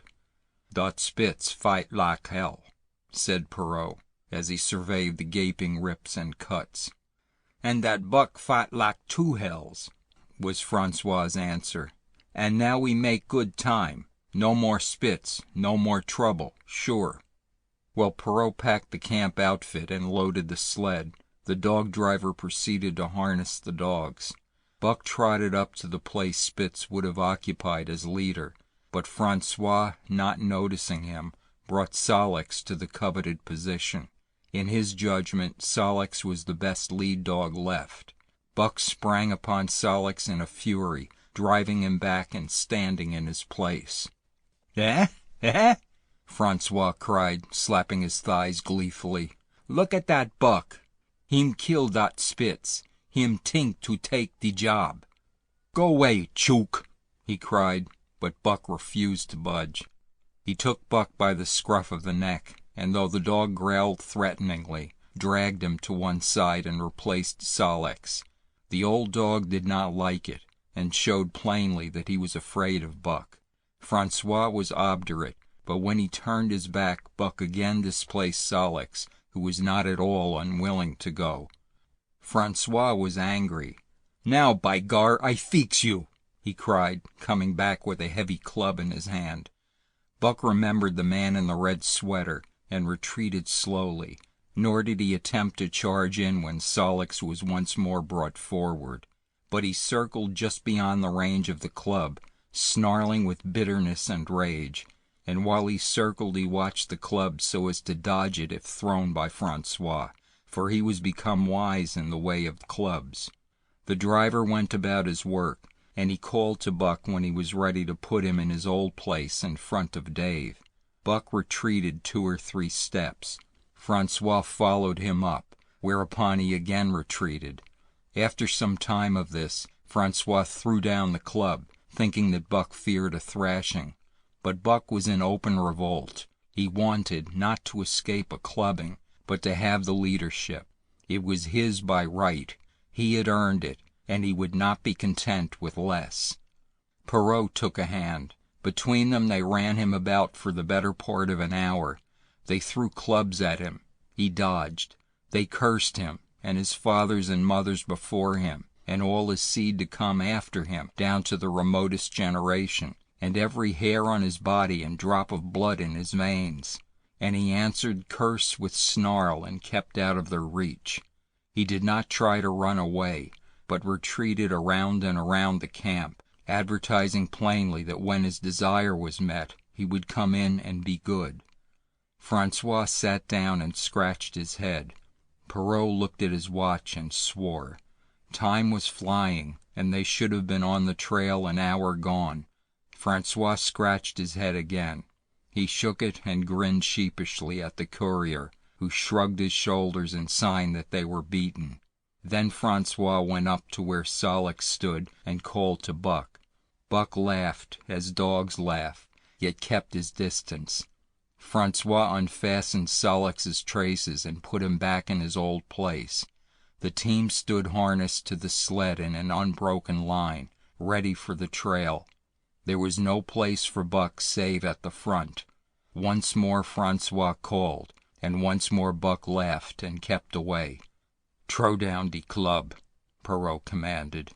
Francois complied, whereupon Buck trotted in, laughing triumphantly, and swung around into position at the head of the team.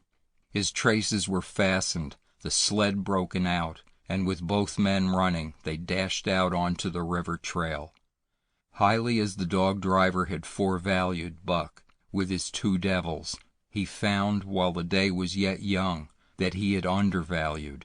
At a bound Buck took up the duties of leadership, and where judgment was required, and quick thinking and quick acting, he showed himself the superior even of Spitz, of whom Francois had never seen an equal.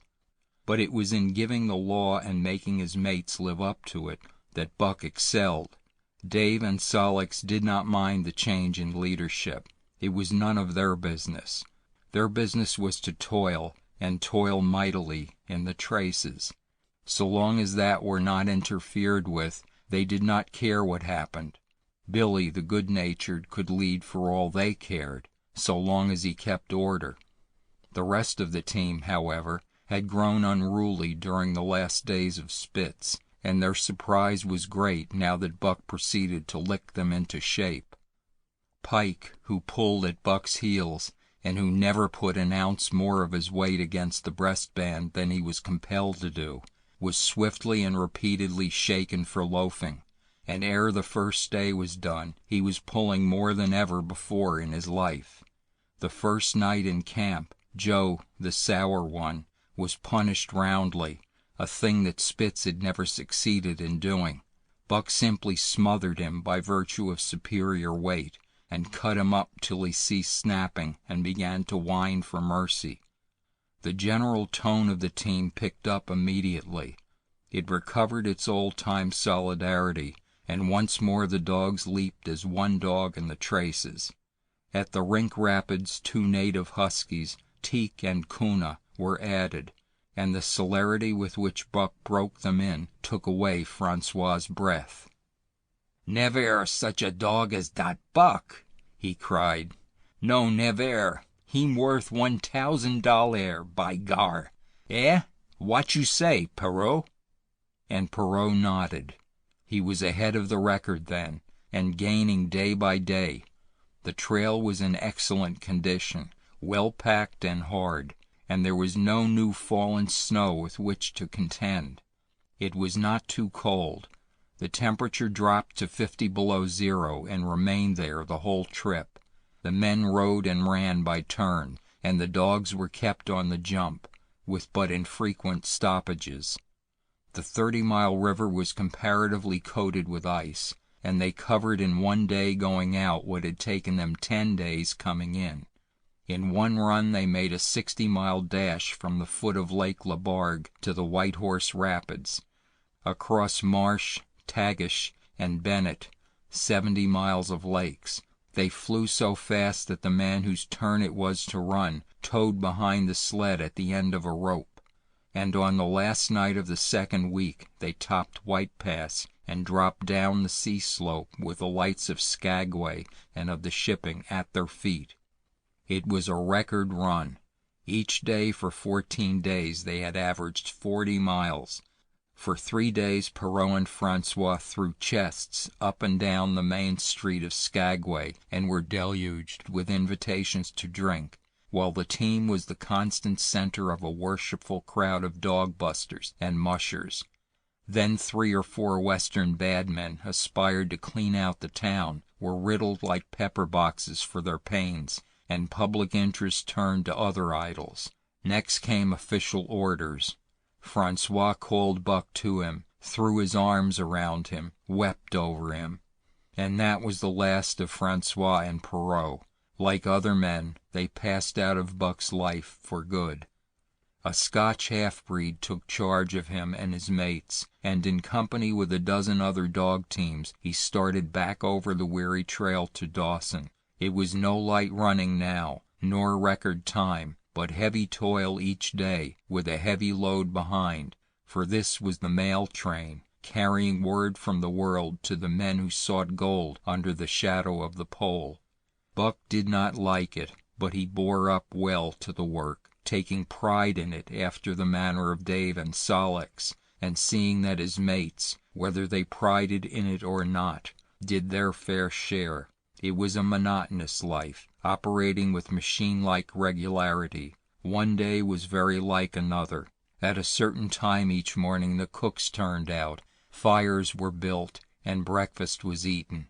Then, while some broke camp, others harnessed the dogs, and they were under way an hour or so before the darkness fell, which gave warning of dawn. At night camp was made. Some pitched the flies, others cut firewood and pine boughs for the beds, and still others carried water or ice for the cooks. Also the dogs were fed.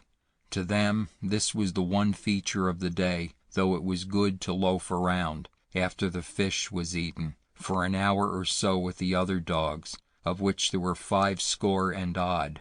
There were fierce fighters among them, but 3 battles with the fiercest brought Buck to mastery, so that when he bristled and showed his teeth, they got out of his way.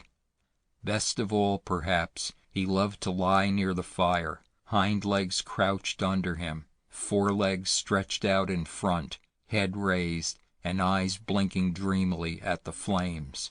Sometimes he thought of Judge Miller's big house in the sun-kissed Santa Clara Valley, and of the cement swimming tank, and Isabel, the Mexican hairless, and Toots, the Japanese pug, but oftener he remembered the man in the red sweater, the death of Curly, the great fight with Spitz, and the good things he had eaten or would like to eat.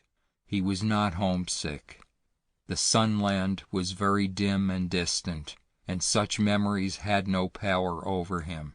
Far more potent were the memories of his heredity that gave things he had never seen before a seeming familiarity, the instincts, which were but the memories of his ancestors become habits, which had lapsed in later days, and still later, in him, quickened and became alive again. Sometimes, as he crouched there, blinking dreamily at the flames, it seemed that the flames were of another fire, and that as he crouched by this other fire he saw another and different man from the half-breed cook before him. This other man was shorter of leg and longer of arm, with muscles that were stringy and knotty rather than rounded and swelling. The hair of this man was long and matted, and his head slanted back under it from the eyes. He uttered strange sounds, and seemed very much afraid of the darkness, into which he peered continually, clutching in his hand, which hung midway between knee and foot, a stick with a heavy stone made fast to the end. He was all but naked, a ragged and fire-scorched skin hanging part way down his back, but on his body there was much hair. In some places across the chest and shoulders and down the outside of the arms and thighs it was matted into almost a thick fur. He did not stand erect, but with trunk inclined forward from the hips, on legs that bent at the knees. About his body there was a peculiar springiness, or resiliency, almost cat-like, and a quick alertness as of one who lived in perpetual fear of things seen and unseen. At other times this hairy man squatted by the fire with head between his legs and slept. On such occasions his elbows were on his knees, his hands clasped above his head as though to shed rain by the hairy arms. And beyond that fire, in the circling darkness, Buck could see many gleaming coals, 2 by 2, always 2 by 2, which he knew to be the eyes of great beasts of prey. And he could hear the crashing of their bodies through the undergrowth, and the noises they made in the night. And dreaming there by the Yukon bank, with lazy eyes blinking at the fire, these sounds and sights of another world would make the hair to rise along his back and stand on end across his shoulders and up his neck, till he whimpered low and suppressedly, or growled softly, and the half-breed cook shouted at him, "Hey, you Buck! Wake up!" Whereupon the other world would vanish and the real world come into his eyes, and he would get up and yawn and stretch as though he had been asleep. It was a hard trip, with the mail behind them, and the heavy work wore them down. They were short of weight and in poor condition when they made Dawson, and should have had a 10 days or a week's rest at least. But in 2 days' time they dropped down the Yukon bank from the barracks, loaded with letters for the outside. The dogs were tired, the drivers grumbling, and to make matters worse, it snowed every day. This meant a soft trail, greater friction on the runners, and heavier pulling for the dogs. Yet the drivers were fair through it all, and did their best for the animals. Each night the dogs were attended to first. They ate before the drivers ate, and no man sought his sleeping robe till he had seen to the feet of the dogs he drove. Still, their strength went down. Since the beginning of the winter they had traveled 1,800 miles, dragging sleds the whole weary distance, and 1,800 miles will tell upon the life of the toughest. Buck stood it, keeping his mates up to their work and maintaining discipline, though he too was very tired. Billy cried and whimpered regularly in his sleep each night. Joe was sourer than ever, and Solix was unapproachable, blind side or other side. But it was Dave who suffered most of all. Something had gone wrong with him.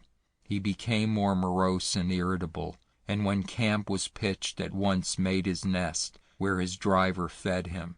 Once out of the harness and down, he did not get on his feet again till harness-up time in the morning. Sometimes in the traces, when jerked by a sudden stoppage of the sled or by straining to start it, he would cry out with pain. The driver examined him, but could find nothing. All the drivers became interested in his case. They talked it over at mealtime and over their last pipes before going to bed, and one night they held a consultation. He was brought from his nest to the fire and was pressed and prodded till he cried out many times. Something was wrong inside, but they could locate no broken bones, could not make it out. By the time Cassiar Bar was reached, he was so weak that he was falling repeatedly in the traces. The Scotch half-breed called a halt and took him out of the team, making the next dog, Solix, fast to the sled. His intention was to rest Dave, letting him run free behind the sled. Sick as he was, Dave resented being taken out, grunting and growling while the traces were unfastened, and whimpering broken-heartedly when he saw Solix in the position he had held and served so long. For the pride of trace and trail was his, and, sick unto death, he could not bear that another dog should do his work. When the sled started, he floundered in the soft snow alongside the beaten trail, attacking Solix with his teeth, rushing against him and trying to thrust him off into the soft snow on the other side, striving to leap inside his traces and get between him and the sled, and all the while whining and yelping and crying with grief and pain. The half-breed tried to drive him away with the whip, but he paid no heed to the stinging lash, and the man had not the heart to strike harder. Dave refused to run quietly on the trail behind the sled, where the going was easy, but continued to flounder alongside in the soft snow, where the going was most difficult, till exhausted. Then he fell, and lay where he fell, howling lugubriously as a long train of sleds churned by. With the last remnant of his strength, he managed to stagger along behind till the train made another stop, when he floundered past the sleds to his own, where he stood alongside Solix. His driver lingered a moment to get a light for his pipe from the man behind. Then he returned and started his dogs. They swung out on the trail with remarkable lack of exertion, turned their heads uneasily, and stopped in surprise. The driver was surprised, too. The sled had not moved. He called his comrades to witness the sight. Dave had bitten through both of Solix's traces and was standing directly in front of the sled in his proper place. He pleaded with his eyes to remain there. The driver was perplexed. His comrades talked of how a dog could break its heart through being denied the work that killed it, and recalled instances they had known where dogs, too old for the toil or injured, had died because they were cut out of the traces. Also, they held it a mercy, since Dave was to die anyway, that he should die in the traces, hard, easy, and content. So he was harnessed in again, and proudly he pulled as of old, though more than once he cried out involuntarily from the bite of his inward hurt. Several times he fell down and was dragged in the traces, and once the sled ran upon him so that he limped thereafter in one of his hind legs. But he held out till camp was reached, when his driver made a place for him by the fire. Morning found him too weak to travel. At harness-up time he tried to crawl to his driver, By convulsive efforts he got on his feet, staggered, and fell. Then he wormed his way forward slowly toward where the harnesses were being put on his mates. He would advance his forelegs and drag up his body with a sort of hitching movement, when he would advance his forelegs and hitch ahead again for a few more inches. His strength left him, and the last his mates saw of him, he lay gasping in the snow and yearning toward them. But they could hear him mournfully howling till they passed out of sight behind a belt of river timber. Here the train was halted. The Scotch half-breed slowly retraced his steps to the camp they had left. The men ceased talking. A revolver shot rang out. The man came back hurriedly. The whip snapped, the bells tinkled merrily, and the sled churned along the trail. But Buck knew, and every dog knew, what had taken place behind the belt of river trees. End of Chapter 4. Chapter 5. The Toil of Trace and Trail. 30 days from the time it left Dawson, the saltwater mail, with Buck and his mates at the fore, arrived at Skagway. They were in a wretched state, worn out and worn down. Buck's 140 pounds had dwindled to 115. The rest of his mates, though lighter dogs, had relatively lost more weight than he.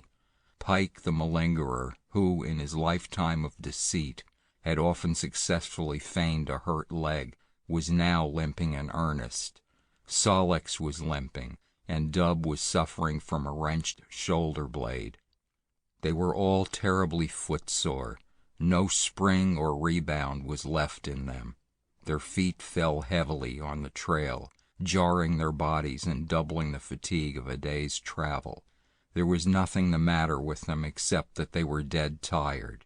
It was not the dead tiredness that comes through brief and excessive effort, from which recovery is a matter of hours, but it was the dead tiredness that comes through the slow and prolonged strength drainage of months of toil. There was no power of recuperation left, no reserve strength to call upon. It had been all used, the last least bit of it. Every muscle, every fiber, every cell was tired, dead tired, and there was reason for it. In less than 5 months they had traveled 2,500 miles, during the last 1,800 of which they had had but 5 days' rest. When they arrived at Skagway, they were apparently on their last legs. They could barely keep the traces taut, and on the downgrades just managed to keep out of the way of the sled. "Mush on, poor sore feets," the driver encouraged them as they tottered down the main street of Skagway. "Dis is de las'. Den we get one long rest. Yeah, for sure, one bully long rest." The drivers confidently expected a long stopover. Themselves, they had covered 1,200 miles with 2 days' rest, and in the nature of reason and common justice, they deserved an interval of loafing. But so many were the men who had rushed into the Klondike, and so many were the sweethearts, wives, and kin that had not rushed in, that the congested mail was taking on alpine proportions. Also, there were official orders. Fresh batches of Hudson Bay dogs were to take the places of those worthless for the trail. The worthless ones were to be got rid of, and, since dogs count for little against dollars, they were to be sold. 3 days passed, by which time Buck and his mates found how really tired and weak they were. Then, on the morning of the 4th day, 2 men from the States came along and bought them, harness and all, for a song. The men addressed each other as Hal and Charles. Charles was a middle-aged, lightish-colored man, with weak and watery eyes and a mustache that twisted fiercely and vigorously up, giving the lie to the limply drooping lip it concealed. Hal was a youngster of 19 or 20, with a big Colt's revolver and a hunting knife strapped about him on a belt that fairly bristled with cartridges. This belt was the most salient thing about him. It advertised his callowness, a callowness sheer and unutterable. Both men were manifestly out of place, and why such as they should adventure the North is part of the mystery of things that passes understanding. Buck heard the chaffering, saw the money pass between the man and the government agent, and knew that the Scotch half-breed and the mail train drivers were passing out of his life on the heels of Perrault and Francois and the others who had gone before. When driven with his mates to the new owner's camp, Buck saw a slipshod and slovenly affair, tent half-stretched, dishes unwashed, everything in disorder. Also he saw a woman. Mercedes, the men called her. She was Charles's wife and Hal's sister, a nice family party. Buck watched them apprehensively as they proceeded to take down the tent and load the sled. There was a great deal of effort about their manner, but no businesslike method. The tent was rolled into an awkward bundle 3 times as large as it should have been. The tin dishes were packed away unwashed. Mercedes continually fluttered in the way of her men and kept up an unbroken chattering of remonstrance and advice. When they put a clothes sack on the front of the sled, she suggested it should go on the back, and when they had put it on the back and covered it over with a couple of other bundles, she discovered overlooked articles which could abide nowhere else but in that very sack, and they unloaded again. 3 men from a neighboring tent came out and looked on, grinning and winking at one another. "You've got a right smart load as it is," said one of them, "and it's not me should tell you your business, but I wouldn't tote that tent along if I was you." "Undreamed of!" cried Mercedes, throwing up her hands in dainty dismay. "However in the world could I manage without a tent?" "It's springtime, and you won't get any more cold weather," the man replied. She shook her head decidedly, and Charles and Hal put the last odds and ends on top the mountainous load. "Think it'll ride?" one of the men asked. "Why shouldn't it?" Charles demanded rather shortly. "Oh, that's all right, the man hastened meekly to say. "I was just a-wonderin', that is all. It seemed a mite top-heavy." Charles turned his back and drew the lashings down as well as he could, which was not in the least well. "And of course the dogs can hike along all day with that contraption behind them," affirmed a second of the men. "Certainly," said Hal with freezing politeness, taking hold of the gee-pole with one hand and swinging his whip from the other. "Mush!" he shouted. "Mush on there!" The dogs sprang against the breastbands, strained hard for a few moments, then relaxed. They were unable to move the sled. "The lazy brutes, I'll show them!" he cried, preparing to lash out at them with the whip. But Mercedes interfered, crying, "Oh, Hal, you mustn't," as she caught hold of the whip and wrenched it from him. "The poor dears! Now you must promise you won't be harsh with them for the rest of the trip, or I won't go a step." "Precious lot you know about dogs," her brother sneered, "and I wish you'd leave me alone. They're lazy, I tell you, and you've got to whip them to get anything out of them. That's their way. You ask anyone. Ask one of those men." Mercedes looked at them imploringly, untold repugnance at sight of pain written in her pretty face. "They're weak as water, if you want to know," came the reply from one of the men. "Plumb tuckered out, that's what's the matter. They need a rest." "Rest be blanked," said Hal, with his beardless lips, and Mercedes said, "Oh!" in pain and sorrow at the oath. But she was a clannish creature, and rushed at once to the defense of her brother. "Never mind that man," she said pointedly. "You're driving our dogs, and you do what you think best with them." Again Hal's whip fell upon the dogs. They threw themselves against the breastbands, dug their feet into the packed snow, got down low to it, and put forth all their strength. The sled held as though it were an anchor. After 2 efforts they stood still, panting. The whip was whistling savagely when once more Mercedes interfered. She dropped on her knees before Buck, with tears in her eyes, and put her arms around his neck. "You poor, poor dears," she cried sympathetically. "Why don't you pull hard? Then you won't be whipped." Buck did not like her, but he was feeling too miserable to resist her, taking it as part of the day's miserable work. One of the onlookers, who had been clenching his teeth to suppress hot speech, now spoke up. "It's not that I care a whoop what becomes of you, but for the dog's sake, I just want to tell you, you can help them a mighty lot by breaking out that sled.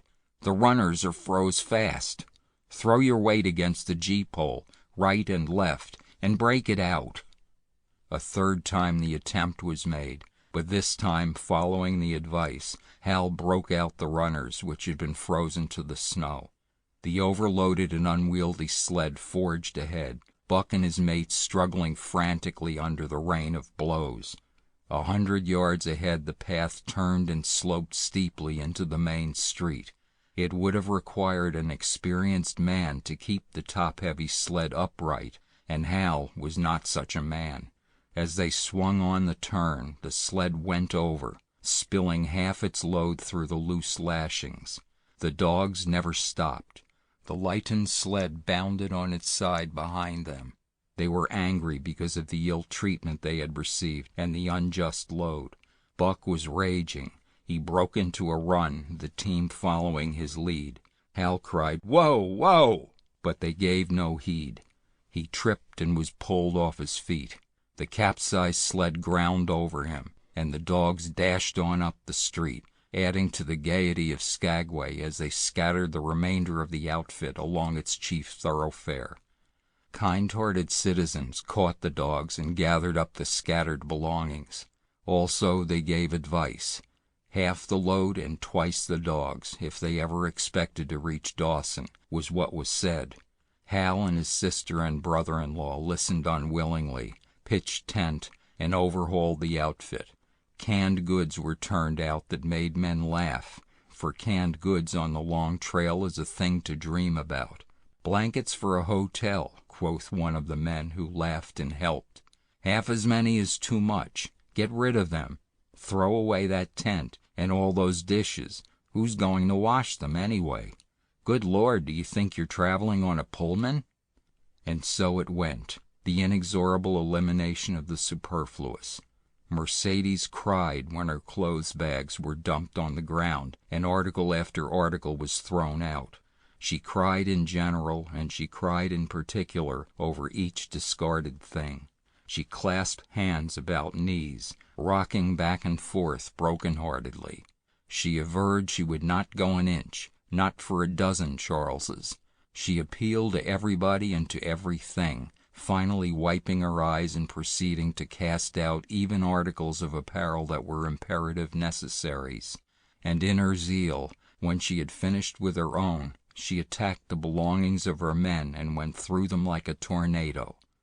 This accomplished, the outfit, though cut in half, was still a formidable bulk. Charles and Hal went out in the evening and bought 6 outside dogs. These added to the 6 of the original team, Antique and Kuna, the huskies obtained at the Rink Rapids on the record trip, brought the team up to 14. But the outside dogs, though practically broken in since their landing, did not amount to much. 3 were short-haired pointers, 1 was a Newfoundland, and the other 2 were mongrels of indeterminate breed. They did not seem to know anything, these newcomers. Buck and his comrades looked upon them with disgust, and though he speedily taught them their places and what not to do, he could not teach them what to do. They did not take kindly to trace and trail. With the exception of the 2 mongrels, they were bewildered and spirit-broken by the strange savage environment in which they found themselves and by the ill treatment they had received. The 2 mongrels were without spirit at all. Bones were the only things breakable about them. With the newcomers hopeless and forlorn, and the old team worn out by 2,500 miles of continuous trail, the outlook was anything but bright. The 2 men, however, were quite cheerful, and they were proud, too, They were doing the thing in style, with 14 dogs. They had seen other sleds depart over the pass for Dawson, or come in from Dawson, but never had they seen a sled with so many as 14 dogs. In the nature of Arctic travel, there was a reason why 14 dogs should not drag one sled, and that was that one sled could not carry the food for 14 dogs. But Charles and Hal did not know this. They had worked the trip out with a pencil, so much to a dog, so many dogs, so many days, QED. Mercedes looked over their shoulders and nodded comprehensively. It was all so very simple. Late next morning, Buck led the long team up the street. There was nothing lively about it, no snap or go in him and his fellows. They were starting dead weary. 4 times he had covered the distance between Saltwater and Dawson, and the knowledge that, jaded and tired, he was facing the same trail once more made him bitter. His heart was not in the work, nor was the heart of any dog. The outsides were timid and frightened, the insides without confidence in their masters. Buck felt vaguely that there was no depending upon these 2 men and the woman. They did not know how to do anything, and as the days went by it became apparent that they could not learn. They were slack in all things, without order or discipline. It took them half the night to pitch a slovenly camp, and half the morning to break that camp and get the sled loaded in fashion so slovenly that for the rest of the day they were occupied in stopping and rearranging the load. Some days they did not make 10 miles. On other days they were unable to get started at all, and on no day did they succeed in making more than half the distance used by the men as a basis in their dog food computation. It was inevitable that they should go short on dog food, but they hastened it by overfeeding, bringing the day nearer when underfeeding would commence. The outside dogs whose digestions had not been trained by chronic famine to make the most of little had voracious appetites, and when, in addition to this, the worn-out huskies pulled weakly, Hal decided that the orthodox ration was too small. He doubled it, and to cap it all, when Mercedes, with tears in her pretty eyes and a quaver in her throat, could not cajole him into giving the dogs still more, she stole from the fish sacks and fed them slyly. But it was not food that Buck and the huskies needed, but rest. And though they were making poor time, the heavy load they dragged sapped their strength severely.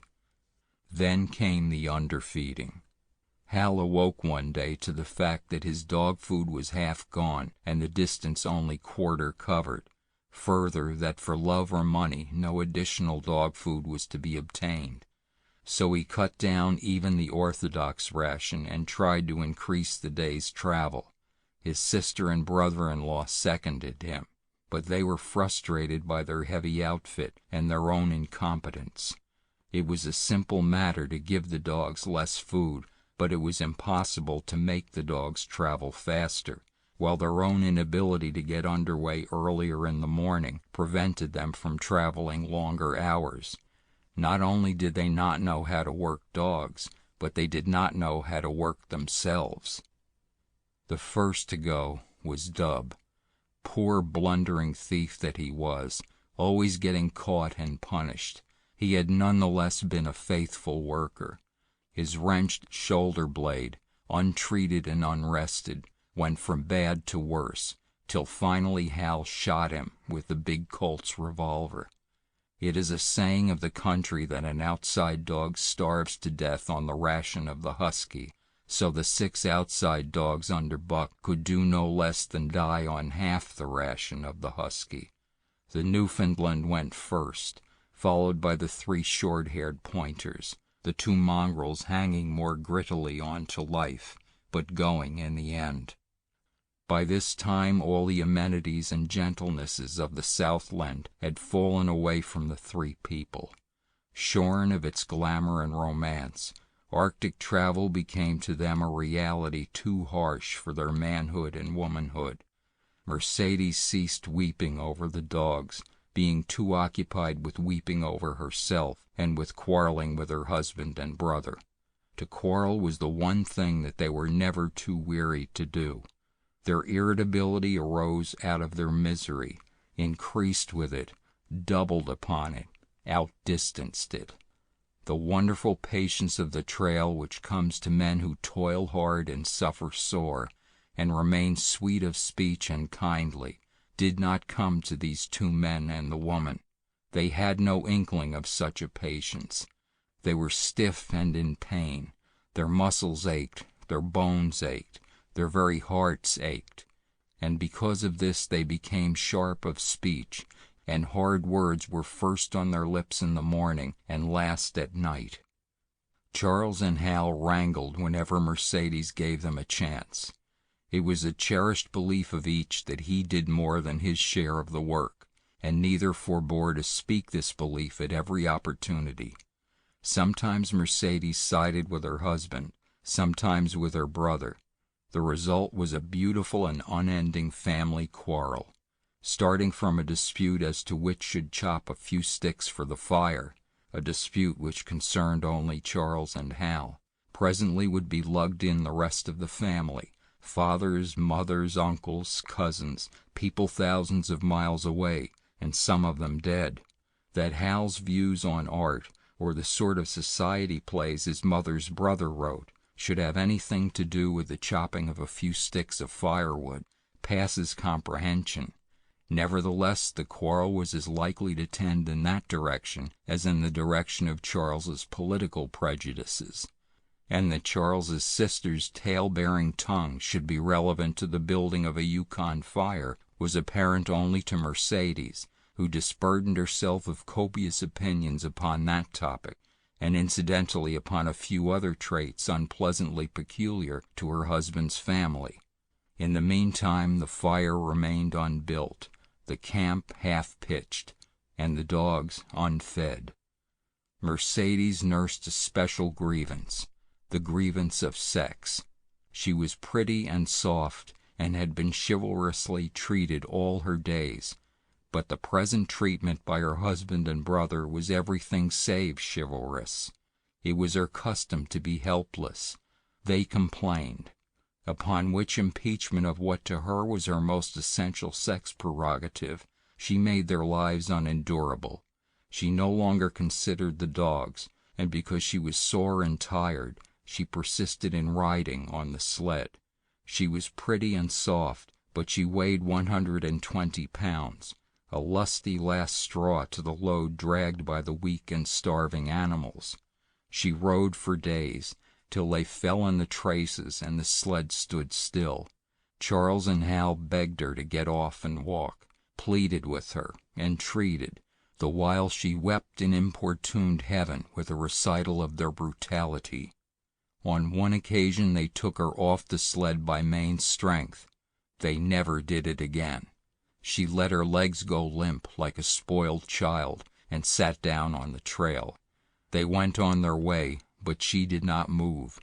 After they had traveled 3 miles, they unloaded the sled, came back for her, and by main strength put her on the sled again.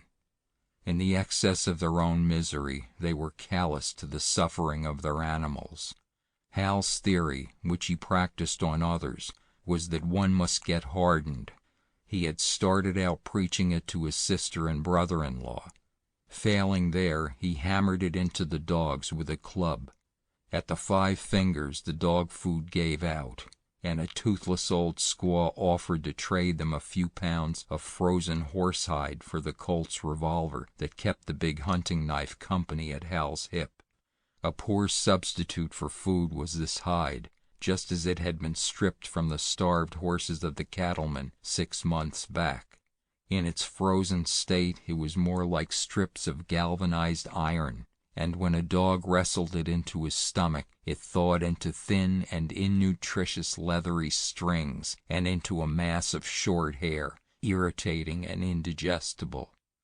And through it all, Buck staggered along at the head of the team as in a nightmare. He pulled when he could, When he could no longer pull, he fell down and remained down, till blows from the whip or club drove him to his feet again. All the stiffness and gloss had gone out of his beautiful furry coat. The hair hung down, limp and draggled, or matted with dried blood where Hal's club had bruised him. His muscles had wasted away to knotty strings, and the flesh pads had disappeared, so that each rib and every bone in his frame were outlined cleanly through the loose hide that was wrinkled in folds of emptiness. It was heartbreaking, only Buck's heart was unbreakable. The man in the red sweater had proved that. As it was with Buck, so it was with his mates. They were perambulating skeletons. There were 7 altogether, including him. In their very great misery, they had become insensible to the bite of the lash or the bruise of the club. The pain of the beating was dull and distant, just as the things their eyes saw and their ears heard seemed dull and distant. They were not half living or quarter living. They were simply so many bags of bones in which sparks of life fluttered faintly. When a halt was made, they dropped down in the traces like dead dogs, and the spark dimmed and paled and seemed to go out. And when the club or whip fell upon them, the spark fluttered feebly up, and they tottered to their feet and staggered on. There came a day when Billy, the good-natured, fell and could not rise. Hal had traded off his revolver, so he took the axe and knocked Billy on the head as he lay in the traces, then cut the carcass out of the harness and dragged it to one side. Buck saw, and his mates saw, and they knew that this thing was very close to them.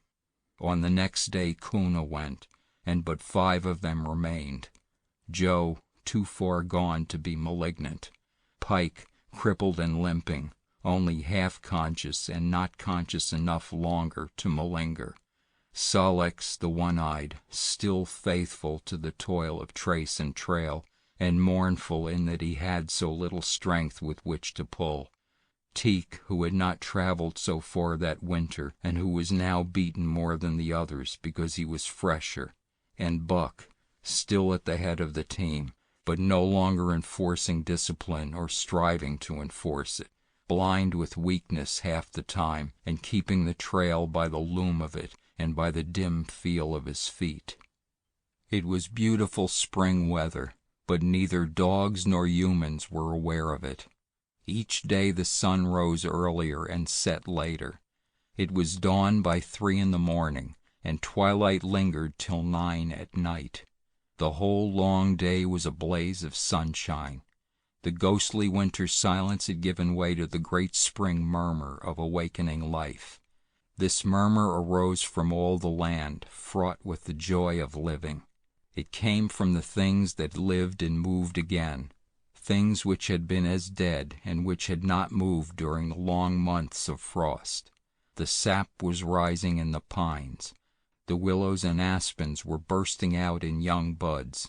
Shrubs and vines were putting on fresh garbs of green. Crickets sang in the nights, and in the days all manner of creeping, crawling things rustled forth into the sun. Partridges and woodpeckers were booming and knocking in the forest.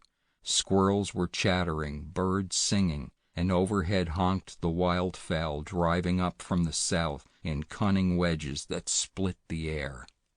From every hilltop slope came the trickle of running water, the music of unseen fountains. All things were thawing, bending, snapping. The Yukon was straining to break loose the ice that bound it down. It ate away from beneath. The sun ate from above. Air holes formed, fissures sprang and spread apart, while thin sections of ice fell through bodily into the river. And amid all this bursting, rending, throbbing of awakening life, under the blazing sun and through the soft sighing breezes, like wayfarers to death, stagger the 2 men, the woman, and the huskies. With the dogs falling, Mercedes weeping and riding, Hal swearing innocuously, and Charles's eyes wistfully watering, they staggered into John Thornton's camp at the mouth of White River. When they halted, the dogs dropped down as though they had all been struck dead. Mercedes dried her eyes and looked at John Thornton. Charles sat down on a log to rest. He sat down very slowly and painstakingly, what of his great stiffness. Hal did the talking. John Thornton was whittling the last touches on an axe handle he had made from a stick of birch.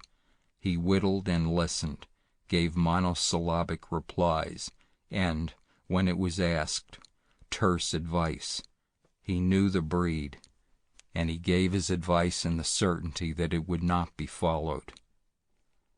They told us up above that the bottom was dropping out of the trail and that the best thing for us to do was to lay over, Hal said in response to Thornton's warning to take no more chances on the rotten ice. They told us we couldn't make White River, and here we are. This last with a sneering ring of triumph in it. And they told you true, John Thornton answered. The bottom's likely to drop out at any moment. Only fools, with the blind luck of fools, could have made it. I tell you straight, I wouldn't risk my carcass on that ice for all the gold in Alaska. That's because you're not a fool, I suppose, said Hal. All the same, we'll go on to Dawson. He uncoiled his whip. Get up there, Buck. Hi, get up there. Mush on. Thornton went on whittling. It was idle, he knew, to get between a fool and his folly, while 2 or 3 fools more or less would not alter the scheme of things. But the team did not get up at the command. It had long since passed into the stage where blows were required to rouse it. The whip flashed out, here and there, on its merciless errands. John Thornton compressed his lips. Solix was the first to crawl to his feet. Teek followed. Joe came next, yelping with pain. Pike made painful efforts. Twice he fell over, when half up, and on the 3rd attempt managed to rise. Buck made no effort. He lay quietly where he had fallen. The lash bit into him again and again, but he neither whined nor struggled. Several times Thornton started, as though to speak, but changed his mind. A moisture came into his eyes, and, as the whipping continued, he arose and walked irresolutely up and down. This was the first time Buck had failed, in itself a sufficient reason to drive Hal into a rage. He exchanged the whip for the customary club. Buck refused to move under the rain of heavier blows which now fell upon him. Like his mates, he was barely able to get up, but unlike them, he had made up his mind not to get up. He had a vague feeling of impending doom. This had been strong upon him when he pulled into the bank, and it had not departed from him. What of the thin and rotten ice he had felt under his feet all day? It seemed that he sensed disaster close at hand, out there ahead on the ice where his master was trying to drive him. He refused to stir. So greatly had he suffered, and so far gone was he, that the blows did not hurt much, and as they continued to fall upon him, the spark of life within flickered and went down. It was nearly out. He felt strangely numb. As though from a great distance, he was aware that he was being beaten. The last sensations of pain left him. He no longer felt anything, though very faintly he could hear the impact of the club upon his body. But it was no longer his body. It seemed so far away. And then, suddenly, without warning, uttering a cry that was inarticulate and more like the cry of an animal, John Thornton sprang upon the man who wielded the club. Hal was hurled backward, as though struck by a falling tree. Mercedes screamed. Charles looked on wistfully, wiping his watery eyes, but did not get up because of his stiffness. John Thornton stood over Buck, struggling to control himself, too convulsed with rage to speak. "If you strike that dog again, I'll kill you," he at last managed to say in a choking voice. "It's my dog," Hal replied, wiping the blood from his mouth as he came back. "Get out of my way, or I'll fix you. I'm going to Dawson." Thornton stood between him and Buck, and evinced no intention of getting out of the way. Hal drew his long hunting knife. Mercedes screamed, cried, laughed, and manifested the chaotic abandonment of hysteria. Thornton rapped Hal's knuckles with the axe handle, knocking the knife to the ground. He rapped his knuckles again as he tried to pick it up. Then he stooped, picked it up himself, and with 2 strokes cut Buck's traces. Hal had no fight left in him. Besides, his hands were full with his sister, or his arms rather, while Buck was too near dead to be of further use in hauling the sled. A few minutes later they pulled out from the bank and down the river. Buck heard them go and raised his head to see. Pike was leading, Solix was at the wheel, and between were Joe and Teek. They were limping and staggering. Mercedes was riding the loaded sled.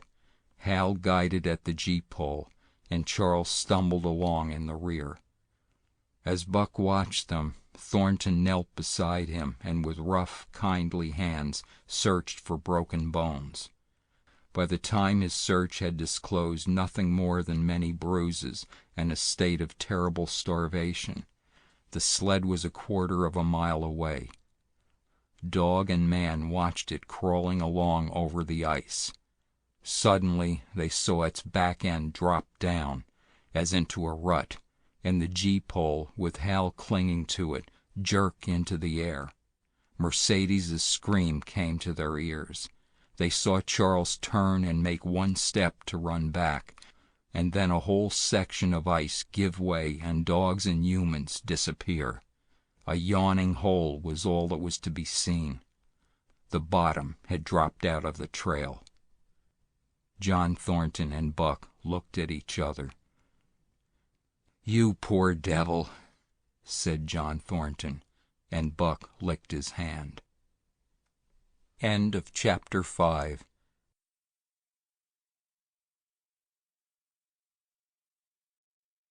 Chapter 6. For the Love of a Man. When John Thornton froze his feet in the previous December, his partners had made him comfortable and left him to get well, going on themselves up the river to get out a raft of saw logs for Dawson. He was still limping slightly at the time he rescued Buck, but with the continued warm weather even the slight limp left him. And here, lying by the river bank through the long spring days, watching the running water, listening lazily to the songs of birds and the hum of nature, Buck slowly won back his strength. A rest comes very good after one has traveled 3,000 miles, and it must be confessed that Buck waxed lazy as his wounds healed, his muscles swelled out, and the flesh came back to cover his bones. For that matter, they were all loafing, Buck, John Thornton, and Skeet and Nig, waiting for the raft to come that was to carry them down to Dawson. Skeet was a little Irish setter who early made friends with Buck, who, in a dying condition, was unable to resent her first advances. She had the doctor trait which some dogs possess, and as a mother cat washes her kittens, so she washed and cleansed Buck's wounds. Regularly, each morning after he had finished his breakfast, she performed her self-appointed task, till he came to look for her ministrations as much as he did for Thornton's. Nig, equally friendly, though less demonstrative, was a huge black dog, half bloodhound and half deerhound, with eyes that laughed, and a boundless good nature. To Buck's surprise, these dogs manifested no jealousy toward him. They seemed to share the kindliness and largeness of John Thornton. As Buck grew stronger, they enticed him into all sorts of ridiculous games, in which Thornton himself could not forbear to join. And in this fashion Buck romped through his convalescence and into a new existence. Love, genuine, passionate love, was his for the first time. This he had never experienced at Judge Miller's down in the sun-kissed Santa Clara Valley. With the judge's sons, hunting and tramping, it had been a working partnership. With the judge's grandsons, a sort of pompous guardianship, and with the judge himself, a stately and dignified friendship. But love that was feverish and burning, that was adoration, that was madness, it had taken John Thornton to arouse. This man had saved his life, which was something. But further, he was the ideal master. Other men saw to the welfare of their dogs from a sense of duty and business expediency. He saw to the welfare of his as if they were his own children, because he could not help it. And he saw further. He never forgot a kindly greeting or a cheering word, and to sit down for a long talk with them, gas he called it, was as much his delight as theirs. He had a way of taking Buck's head roughly between his hands, and resting his own head upon Buck's, of shaking him back and forth, the while calling him ill names that to Buck were love names.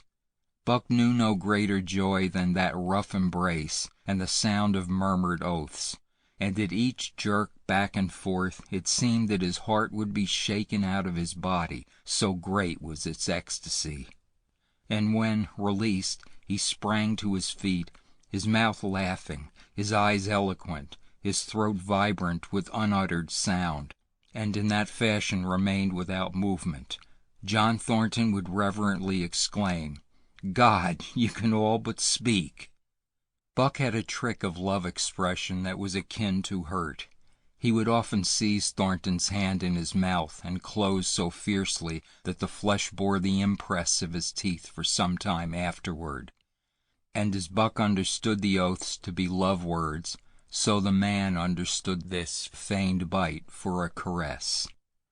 For the most part, however, Buck's love was expressed in adoration, while he went wild with happiness when Thornton touched him or spoke to him. He did not seek these tokens. Unlike Skeet, who was wont to shove her nose under Thornton's hand and nudge till petted, or Nig, who would stalk up and rest his great head on Thornton's knee, Buck was content to adore at a distance.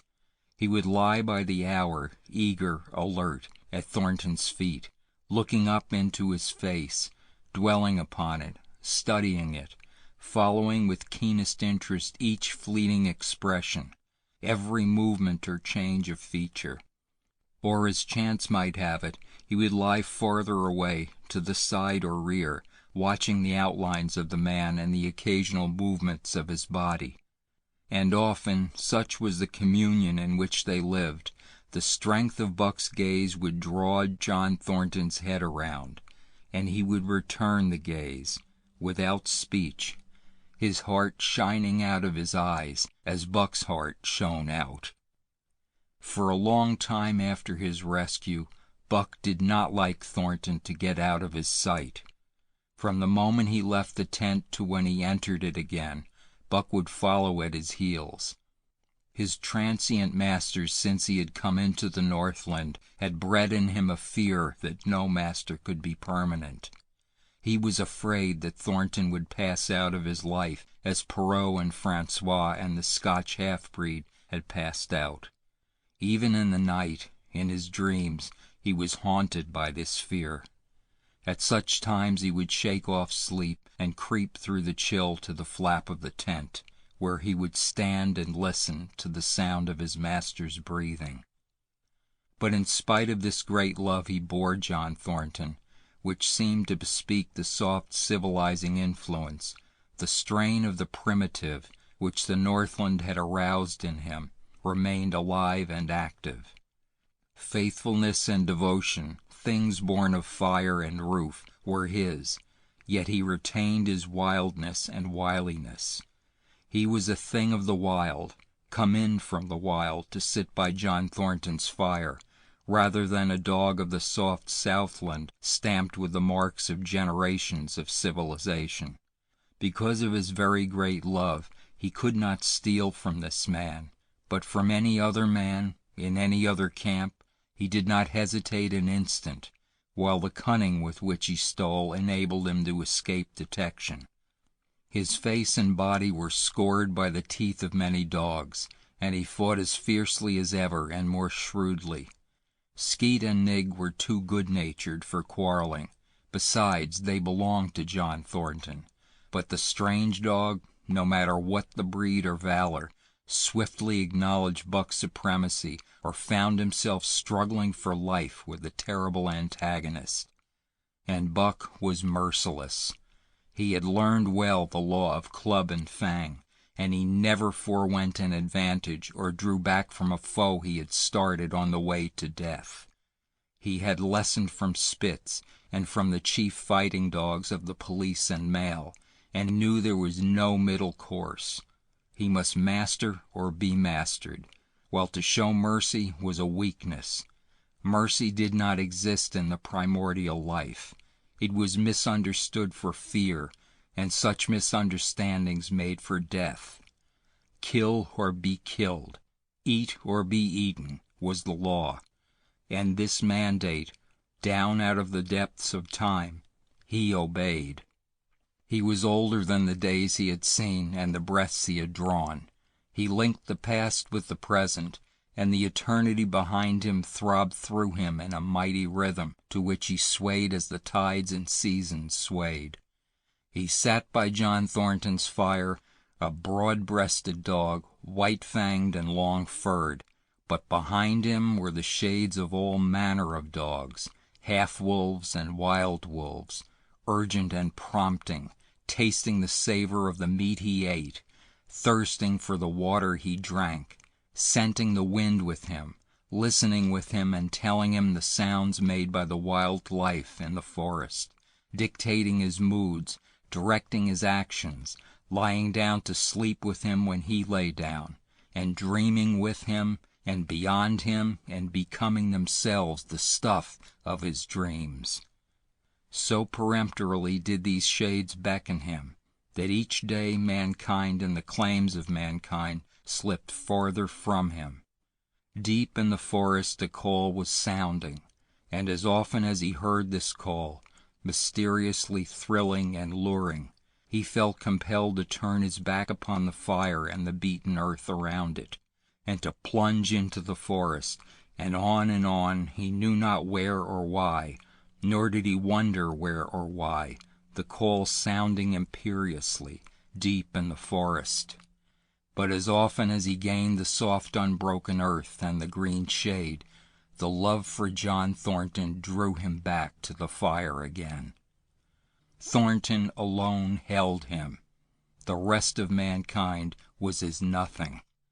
Chance travelers might praise or pet him, but he was cold under it all, and from a too demonstrative man he would get up and walk away. When Thornton's partners, Hans and Pete, arrived on the long-expected raft, Buck refused to notice them till he learned they were close to Thornton. After that he tolerated them in a passive sort of way, accepting favors from them as though he favored them by accepting. They were of the same large type as Thornton, living close to the earth, thinking simply and seeing clearly, and ere they swung the raft into the big eddy by the sawmill at Dawson, they understood Buck and his ways, and did not insist upon an intimacy such as obtained with Skeet and Nig. For Thornton, however, his love seemed to grow and grow. He, alone among men, could put a pack upon Buck's back in the summer traveling. Nothing was too great for Buck to do when Thornton commanded. One day they had grub-staked themselves from the proceeds of the raft and left Dawson for the headwaters of the Tanana. The men and dogs were sitting on the crest of a cliff which fell away straight down to naked bedrock 300 feet below. John Thornton was sitting near the edge, Buck at his shoulder. A thoughtless whim seized Thornton, and he drew the attention of Hans and Pete to the experiment he had in mind. "Jump, Buck," he commanded, sweeping his arm out and over the chasm. The next instant he was grappling with Buck on the extreme edge, while Hans and Pete were dragging them back into safety. "It's uncanny," Pete said, after it was over and they had caught their speech. Thornton shook his head. "No, it is splendid, and it is terrible, too. Do you know, it sometimes makes me afraid." "I'm not hankering to be the man that lays hands on you while he's around," Pete announced conclusively, nodding his head toward Buck. "Py jingo," was Hans's contribution. "Not mineself either." It was at Circle City, ere the year was out, that Pete's apprehensions were realized.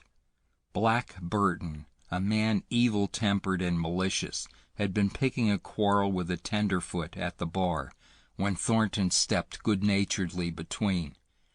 Buck, as was his custom, was lying in a corner, head on paws, watching his master's every action. Burton struck out, without warning, straight from the shoulder. Thornton was sent spinning, and saved himself from falling only by clutching the rail of the bar. Those who were looking on heard what was neither bark nor yelp, but a something which is best described as a roar, and they saw Buck's body rise up in the air as he left the floor for Burton's throat. The man saved his life by instinctively throwing out his arm, but was hurled backward to the floor with Buck on top of him. Buck loosed his teeth from the flesh of the arm and drove in again for the throat. This time the man succeeded only in partly blocking, and his throat was torn open.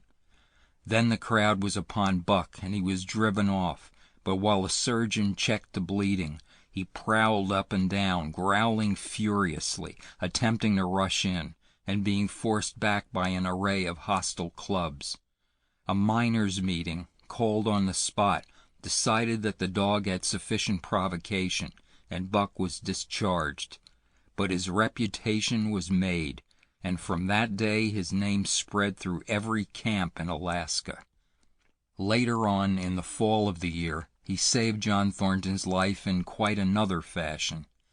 The three partners were lining a long and narrow poling boat down a bad stretch of rapids on the 40-mile creek. Hans and Pete moved along the bank, snubbing with a thin manila rope from tree to tree, while Thornton remained in the boat, helping its descent by means of a pole, and shouting directions to the shore. Buck, on the bank, worried and anxious, kept abreast of the boat, his eyes never off his master. At a particularly bad spot, where a ledge of barely submerged rocks jutted out into the river, Hans cast off the rope and, while Thornton poled the boat out into the stream, ran down the bank with the end in his hand to snub the boat when it had cleared the ledge.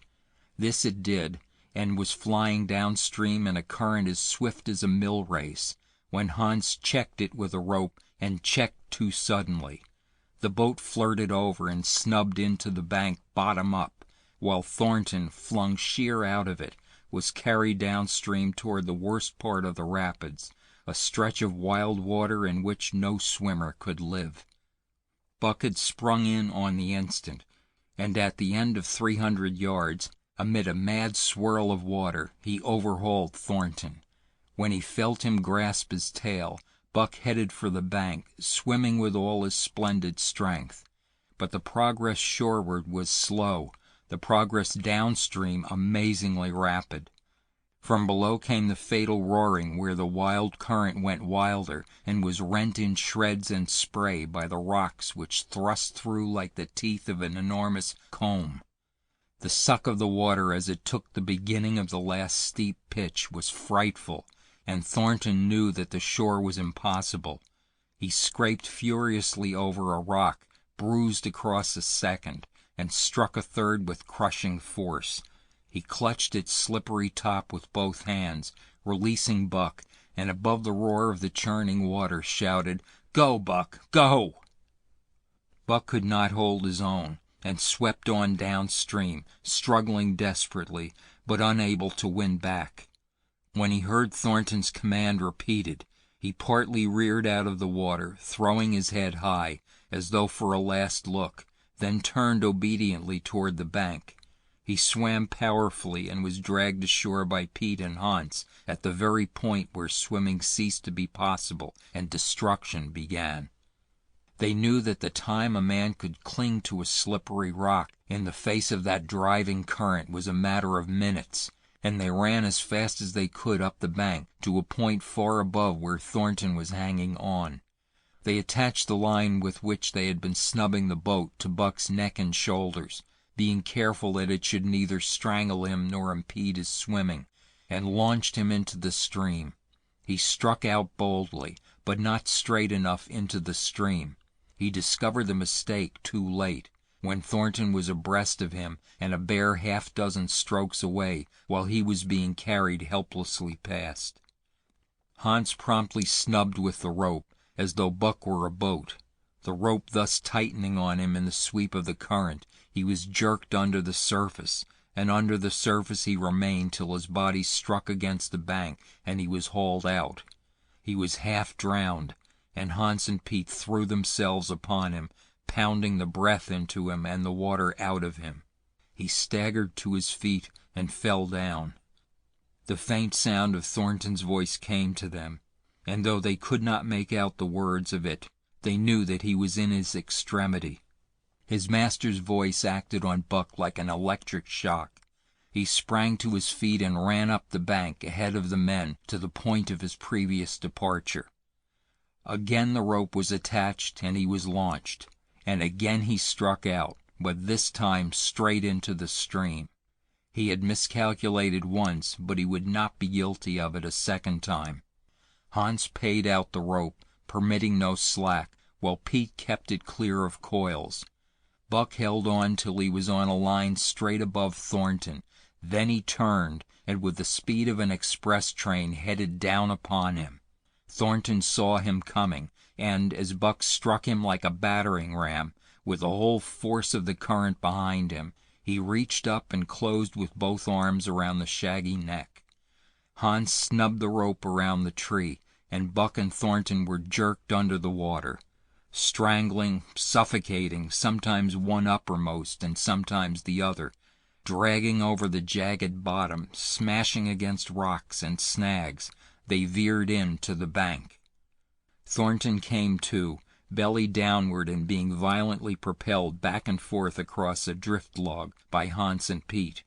His first glance was for Buck, over whose limp and apparently lifeless body Nig was setting up a howl, while Skeet was licking the wet face and closed eyes.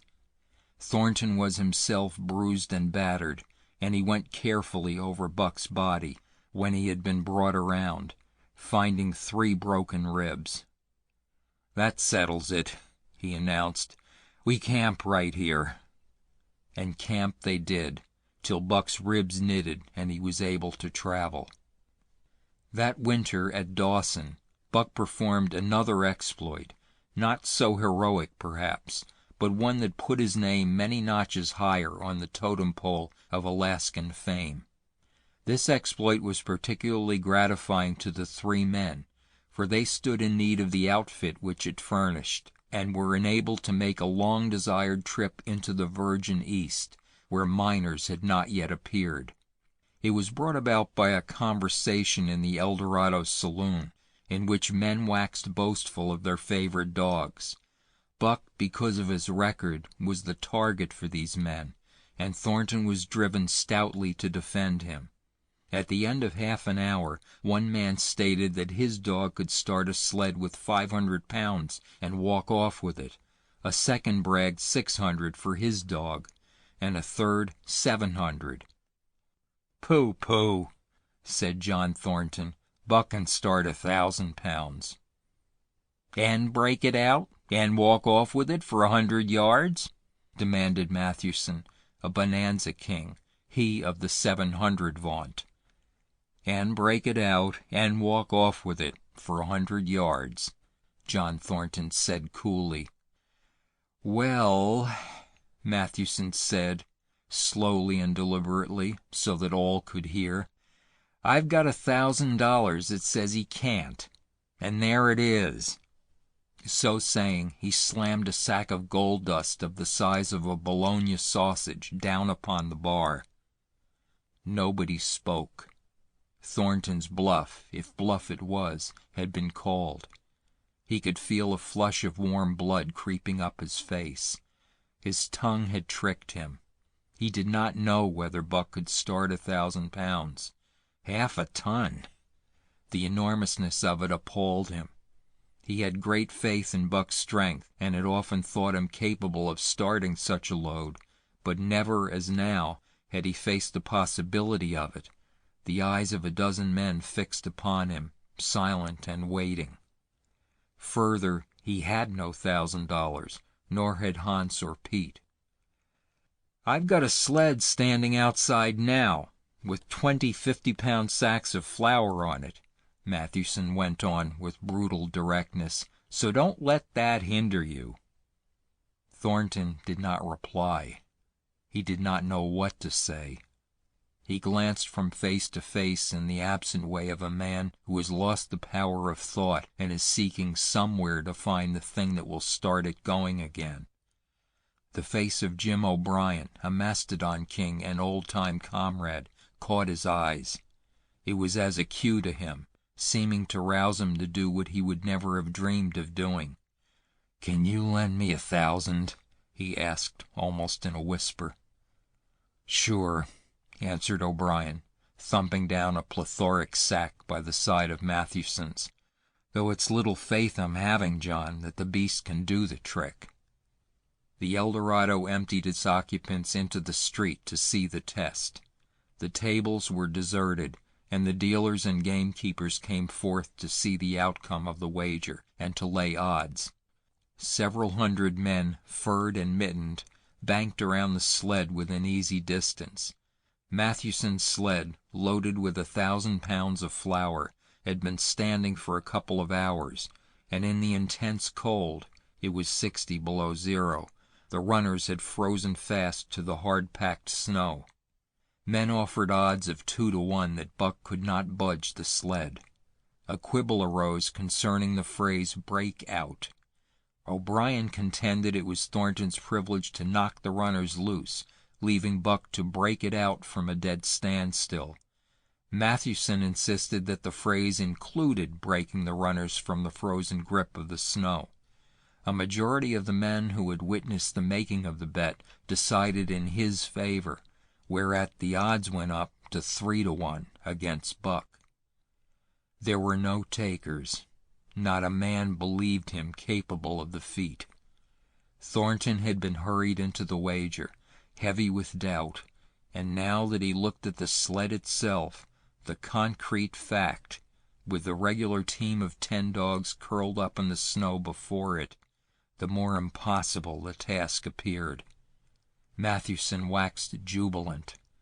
3 to 1, he proclaimed. I'll lay you another 1,000 at that figure, Thornton. What do ye say? Thornton's doubt was strong in his face, but his fighting spirit was aroused, the fighting spirit that soars above odds, fails to recognize the impossible, and is deaf to all save the clamor for battle. He called Hans and Pete to him. Their sacks were slim, and with his own the 3 partners could rake together only $200. In the ebb of their fortunes, this sum was their total capital, yet they laid it unhesitatingly against Mathewson's 600. The team of 10 dogs was unhitched, and Buck, with his own harness, was put into the sled. He had caught the contagion of the excitement, and he felt that in some way he must do a great thing for John Thornton. Murmurs of admiration at his splendid appearance went up. He was in perfect condition, without an ounce of superfluous flesh, and the 150 pounds that he weighed were so many pounds of grit and virility. His furry coat shone with a sheen of silk. Down the neck and across the shoulders, his mane, in repose as it was, half bristled and seemed to lift with every movement, as though excess of vigor made each particular hair alive and active. The great breast and heavy forelegs were no more than in proportion with the rest of the body, where the muscles showed in tight rolls underneath the skin. Men felt these muscles and proclaimed them hard as iron, and the odds went down to 2 to 1. "Gad, sir," stuttered a member of the latest dynasty, a king of the skookum benches.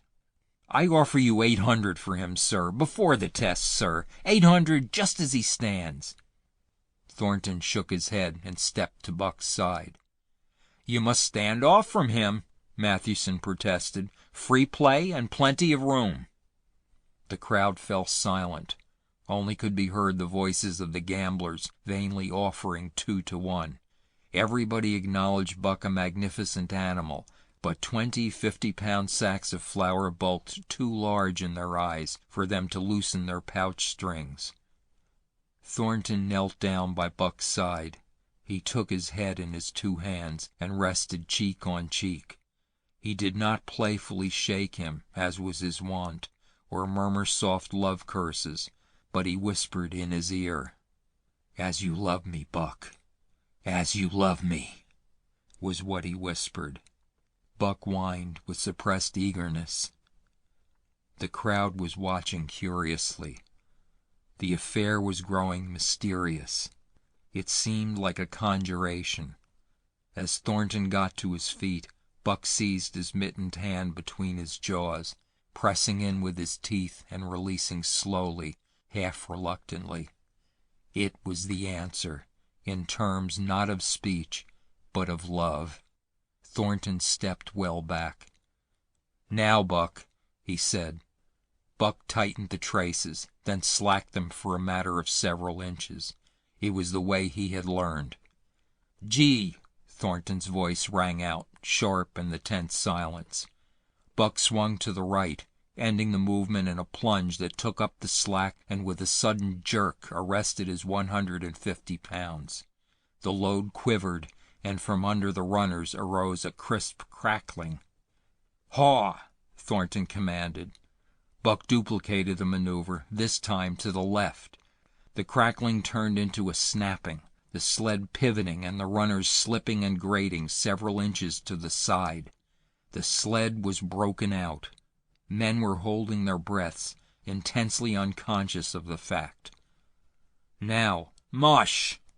Thornton's command cracked out like a pistol shot. Buck threw himself forward, tightening the traces with a jarring lunge. His whole body was gathered compactly together in the tremendous effort, the muscles writhing and knotting like live things under the silky fur.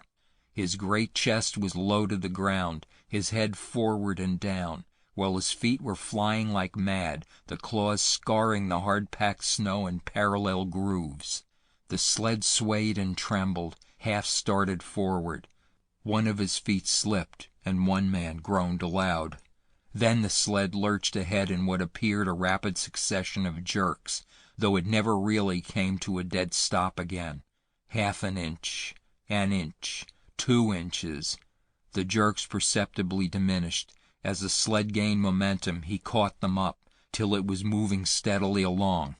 Men gasped and began to breathe again, unaware that for a moment they had ceased to breathe. Thornton was running behind, encouraging Buck with short, cheery words. The distance had been measured off, and as he neared the pile of firewood which marked the end of the 100 yards, a cheer began to grow and grow, which burst into a roar as he passed the firewood and halted at command. Every man was tearing himself loose, even Mathewson. Hats and mittens were flying in the air. Men were shaking hands, it did not matter with whom, and bubbling over in a general incoherent babble.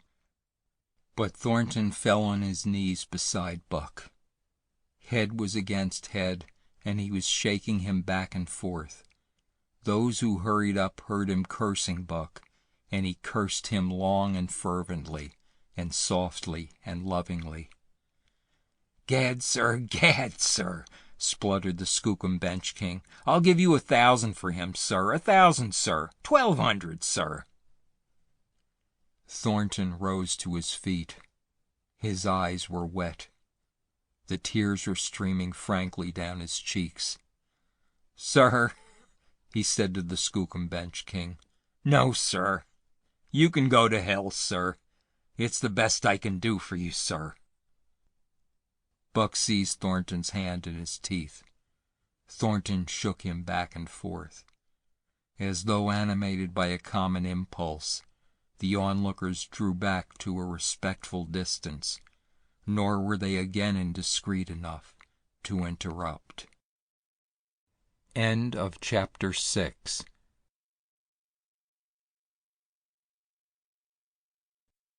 Chapter 7. The Sounding of the Call. When Buck earned $1,600 in 5 minutes for John Thornton, he made it possible for his master to pay off certain debts and to journey with his partners into the East after a fabled lost mine, the history of which was as old as the history of the country. Many men had sought it, few had found it, and more than a few there were who had never returned from the quest. This lost mine was steeped in tragedy and shrouded in mystery. No one knew of the first man. The oldest tradition stopped before it got back to him.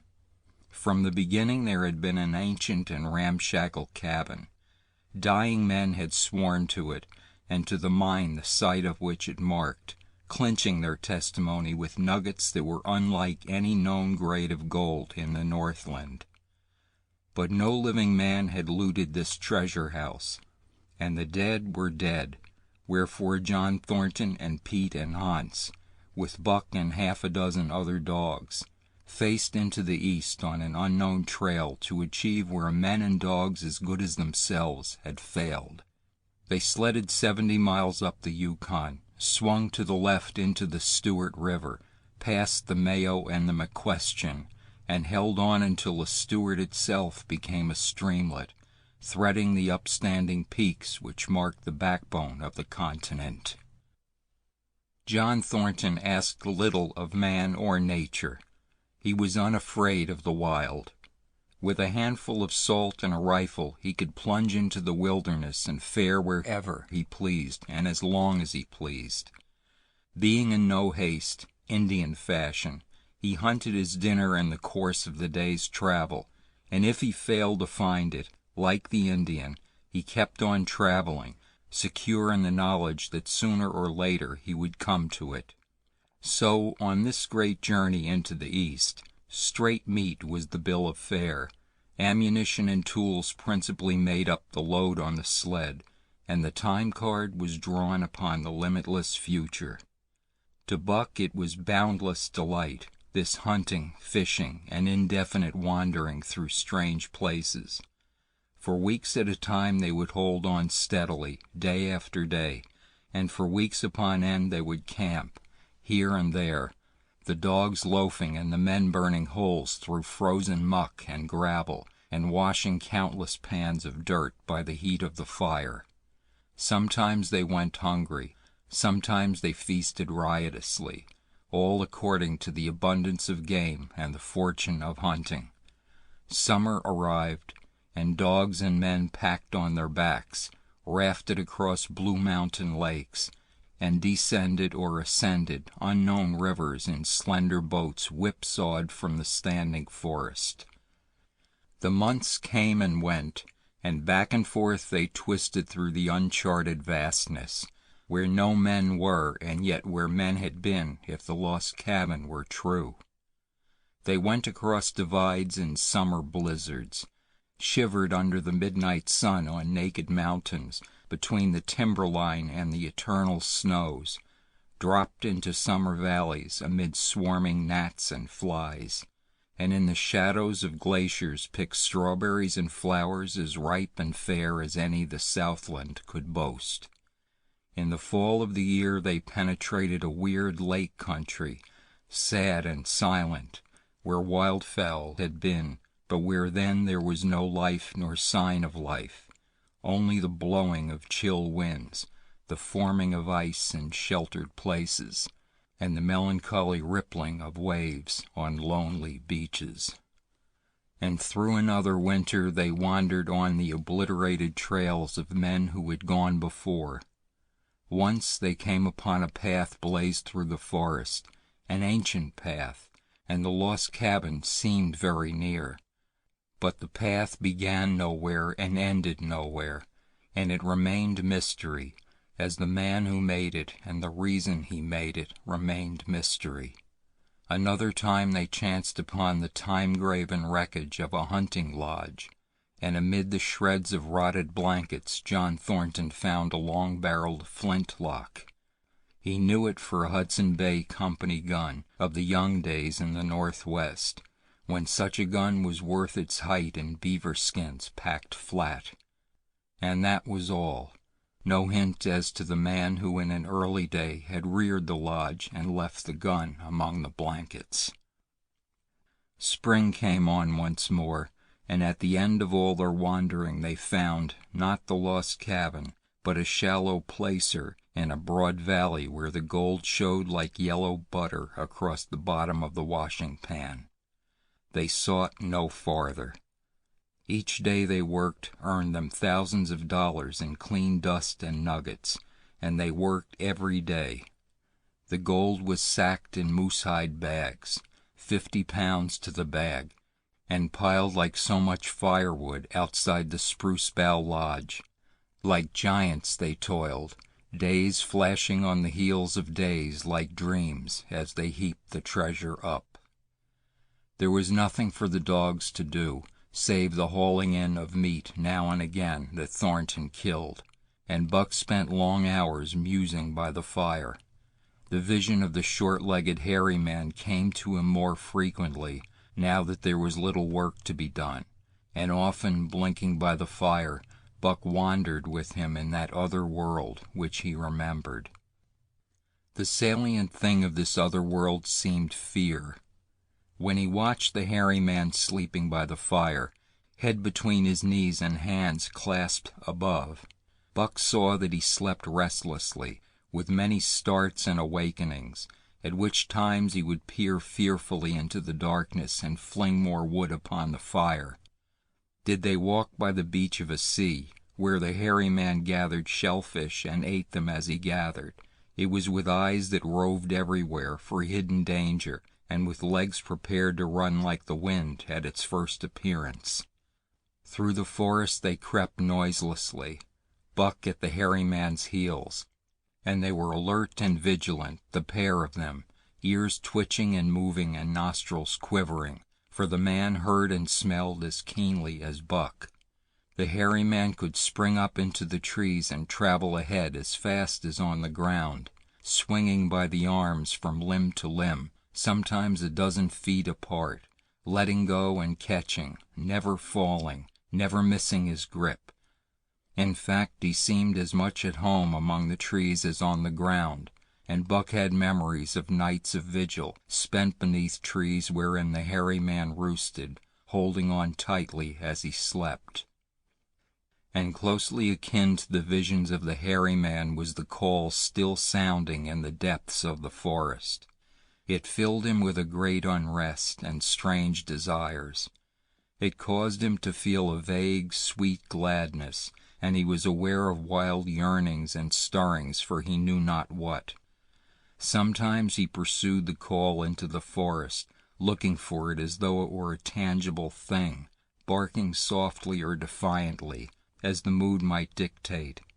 He would thrust his nose into the cool wood moss, or into the black soil where long grasses grew, and snort with joy at the fat earth smells, or he would crouch for hours as if in concealment, behind fungus-covered trunks of fallen trees, wide-eyed and wide-eared to all that moved and sounded about him. It might be, lying thus, that he hoped to surprise this call he could not understand, but he did not know why he did these various things. He was impelled to do them, and did not reason about them at all. Irresistible impulses seized him. He would be lying in camp, dozing lazily in the heat of the day, when suddenly his head would lift and his ears cock up, intent and listening, and he would spring to his feet and dash away, and on, for hours, through the forest aisles and across the open spaces where the niggerheads bunched. He loved to run down dry watercourses and to creep and spy upon the bird life in the woods. For a day at a time he would lie in the underbrush where he could watch the partridges drumming and strutting up and down. But especially he loved to run in the dim twilight of the summer midnights, listening to the subdued and sleepy murmurs of the forest, reading signs and sounds as man may read a book, and seeking for the mysterious something that called, waking or sleeping, at all times, for him to come. One night he sprang from sleep with a start, eager-eyed, nostrils quivering and scenting, his mane bristling in recurrent waves. From the forest came the call, or one note of it, for the call was many-noted, distinct and definite as never before, a long-drawn howl, like yet unlike any noise made by husky dog. And he knew it, in the old familiar way, as a sound heard before. He sprang through the sleeping camp and in swift silence dashed through the woods. As he drew closer to the cry, he went more slowly, with caution in every movement, till he came to an open place among the trees, and looking out saw, erect on haunches, with nose pointed to the sky, a long, lean timber wolf. He had made no noise, yet it ceased from its howling and tried to sense his presence. Buck stalked into the open, half crouching, body gathered compactly together, tail straight and stiff, feet falling with unwonted care. Every movement advertised commingled threatening and overture of friendliness. It was the menacing truce that marks the meeting of wild beasts that prey. But the wolf fled at sight of him.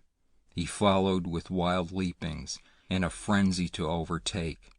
He ran him into a blind channel, in the bed of the creek where a timber jam barred the way. The wolf whirled about, pivoting on his hind legs after the fashion of Joe and of all cornered husky dogs, snarling and bristling, clipping his teeth together in a continuous and rapid succession of snaps. Buck did not attack, but circled him about and hedged him in with friendly advances. The wolf was suspicious and afraid, for Buck made 3 of him in weight, while his head barely reached Buck's shoulder. Watching his chance, he darted away, and the chase was resumed. Time and again he was cornered, and the thing repeated, though he was in poor condition, or Buck could not so easily have overtaken him. He would run till Buck's head was even with his flank, when he would whirl around at bay, only to dash away again at the first opportunity. But in the end Buck's pertinacity was rewarded, for the wolf, finding that no harm was intended, finally sniffed noses with him. Then they became friendly, and played about in the nervous, half-coy way with which fierce beasts belie their fierceness. After some time of this, the wolf started off at an easy lope in a manner that plainly showed he was going somewhere. He made it clear to Buck that he was to come, and they ran side by side through the somber twilight, straight up the creek bed, into the gorge from which it issued, and across the bleak divide where it took its rise. On the opposite slope of the watershed, they came down into a level country where were great stretches of forest and many streams, and through these great stretches they ran steadily, hour after hour, the sun rising higher and the day growing warmer. Buck was wildly glad. He knew he was at last answering the call, running by the side of his wood brother toward the place from where the call surely came. Old memories were coming upon him fast, and he was stirring to them as of old he stirred to the realities of which they were the shadows. He had done this thing before, somewhere in that other and dimly remembered world, and he was doing it again, now, running free in the open, the unpacked earth underfoot, the wide sky overhead. They stopped by a running stream to drink, and stopping, Buck remembered John Thornton. He sat down.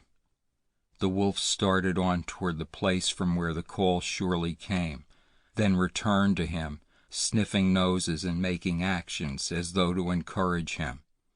But Buck turned about and started slowly on the back track. For the better part of an hour the wild brother ran by his side, whining softly. Then he sat down, pointed his nose upward, and howled. It was a mournful howl, and as Buck held steadily on his way, he heard it grow faint and fainter until it was lost in the distance. John Thornton was eating dinner when Buck dashed into camp and sprang upon him in a frenzy of affection, overturning him, scrambling upon him, licking his face, biting his hand, playing the general tomfool, as John Thornton characterized it, the while he shook Buck back and forth and cursed him lovingly. For 2 days and nights Buck never left camp, never let Thornton out of his sight. He followed him about at his work, watched him while he ate, saw him into his blankets at night and out of them in the morning. But after 2 days the call in the forest began to sound more imperiously than ever. Buck's restlessness came back on him, and he was haunted by recollections of the wild brother, and of the smiling land beyond the divide and the run side by side through the wide forest stretches. Once again he took to wandering in the woods, but the wild brother came no more, and though he listened through long vigils, the mournful howl was never raised. He began to sleep out at night, staying away from camp for days at a time, and once he crossed the divide at the head of the creek and went down into the land of timber and streams. There he wandered for a week, seeking vainly for fresh sign of the wild brother, killing his meat as he traveled, and traveling with the long, easy lope that seems never to tire. He fished for salmon in a broad stream that emptied somewhere into the sea, and by this stream he killed a large black bear, blinded by the mosquitoes while likewise fishing, and raging through the forest helpless and terrible. Even so, it was a hard fight, and it aroused the last latent remnants of Buck's ferocity.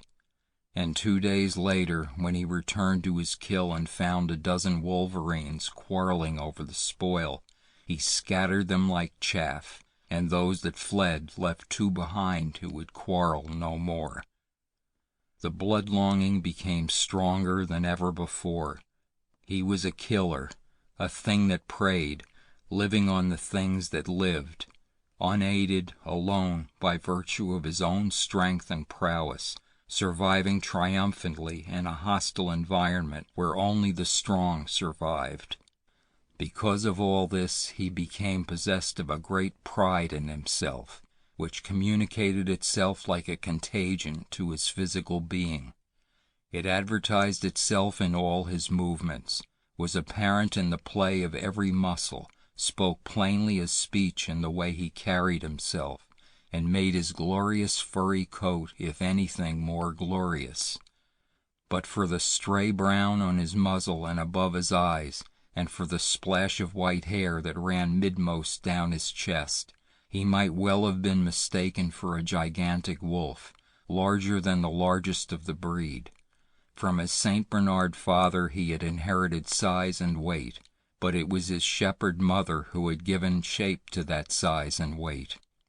His muzzle was a long wolf muzzle, save that it was larger than the muzzle of any wolf, and his head, somewhat broader, was the wolf head on a massive scale. His cunning was wolf cunning, and wild cunning. His intelligence shepherd intelligence, and St. Bernard intelligence, and all this, plus an experience gained in the fiercest of schools, made him as formidable a creature as any that roamed the wild. A carnivorous animal living on a straight meat diet, he was in full flower, at the high tide of his life, overspilling with vigor and virility. When Thornton passed a caressing hand along his back, a snapping and crackling followed the hand, each hair discharging its pent magnetism at the contact. Every part, brain and body, nerve tissue and fiber, was keyed to the most exquisite pitch, and between all the parts there was a perfect equilibrium or adjustment. To sights and sounds and events which required action, he responded with lightning-like rapidity. Quickly as a husky dog could leap to defend from attack or to attack, he could leap twice as quickly. He saw the movement or heard sound, and responded in less time than another dog required to compass the mere seeing or hearing. He perceived and determined and responded in the same instant. In point of fact, the three actions of perceiving, determining, and responding were sequential, but so infinitesimal were the intervals of time between them that they appeared simultaneous. His muscles were surcharged with vitality and snapped into place sharply like steel springs. Life streamed through him in splendid flood, glad and rampant, until it seemed that it would burst him asunder in sheer ecstasy and pour forth generously over the world. "Never was there such a dog," said John Thornton one day, as the partners watched Buck marching out of camp. "When he was made, the mold was broke," said Pete. "Py jingo, I think so myself," Hans affirmed. They saw him marching out of camp, but they did not see the instant and terrible transformation which took place as soon as he was within the secrecy of the forest. He no longer marched. At once he became a thing of the wild, stealing along softly, cat-footed, a passing shadow that appeared and disappeared among the shadows. He knew how to take advantage of every cover, to crawl on his belly like a snake, and like a snake to leap and strike. He could take a ptarmigan from its nest, kill a rabbit as it slept, and snap in midair the little chipmunks fleeing a second too late for the trees. Fish in open pools were not too quick for him, nor were beaver, mending their dams, too wary. He killed to eat, not from wantonness, but he preferred to eat what he killed himself. So a lurking humor ran through his deeds, and it was his delight to steal upon the squirrels and, when he all but had them, to let them go, chattering in mortal fear to the tree-tops. As the fall of the year came on, the moose appeared in greater abundance, moving slowly down to meet the winter in the lower and less rigorous valleys. Buck had already dragged down a stray part-grown calf, but he wished strongly for a larger and more formidable quarry, and he came upon it one day on the divide at the head of the creek. A band of 20 moose had crossed over from the land of streams and timber, and chief among them was a great bull. He was in a savage temper, and standing over 6 feet from the ground, was as formidable an antagonist as even Buck could desire. Back and forth the bull tossed his great palmated antlers, branching to 14 points and embracing 7 feet within the tips. His small eyes burned with a vicious and bitter light, while he roared with fury at sight of Buck. From the bull's side, just forward of the flank, protruded a feathered arrow end, which accounted for his savageness. Guided by that instinct which came from the old hunting days of the primordial world, Buck proceeded to cut the bull out from the herd. It was no slight task. He would bark and dance about in front of the bull, just out of reach of the great antlers and of the terrible splay hoofs which could have stamped his life out with a single blow. Unable to turn his back on the fanged danger and go on, the bull would be driven into paroxysms of rage. At such moments he charged Buck, who retreated craftily, luring him on by a simulated inability to escape. But when he was thus separated from his fellows, 2 or 3 of the younger bulls would charge back upon Buck and enable the wounded bull to rejoin the herd. There is a patience of the wild, dogged, tireless, persistent as life itself, that holds motionless for endless hours the spider in its web, the snake in its coils, the panther in its ambuscade. This patience belongs peculiarly to life when it hunts its living food, and it belonged to Buck as he clung to the flank of the herd, retarding its march, irritating the young bulls, worrying the cows with their half-grown calves, and driving the wounded bull mad with helpless rage. For half a day this continued. Buck multiplied himself, attacking from all sides, enveloping the herd in a whirlwind of menace, cutting out his victim as fast as it could rejoin its mates, wearing out the patience of creatures preyed upon, which is a lesser patience than that of creatures preying. As the day wore along and the sun dropped to its bed in the northwest, the darkness had come back and the fall nights were 6 hours long. The young bulls retraced their steps more and more reluctantly to the aid of their beset leader.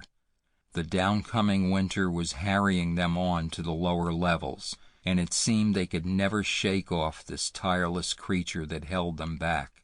Besides, it was not the life of the herd or of the young bulls that was threatened. The life of only one member was demanded, which was a remoter interest than their lives, and in the end they were content to pay the toll. As twilight fell, the old bull stood with lowered head, watching his mates, the cows he had known, the calves he had fathered, the bulls he had mastered, as they shambled on at a rapid pace through the fading light. He could not follow, for before his nose leaped the merciless fanged terror that would not let him go. 300 weight, more than half a ton, he weighed.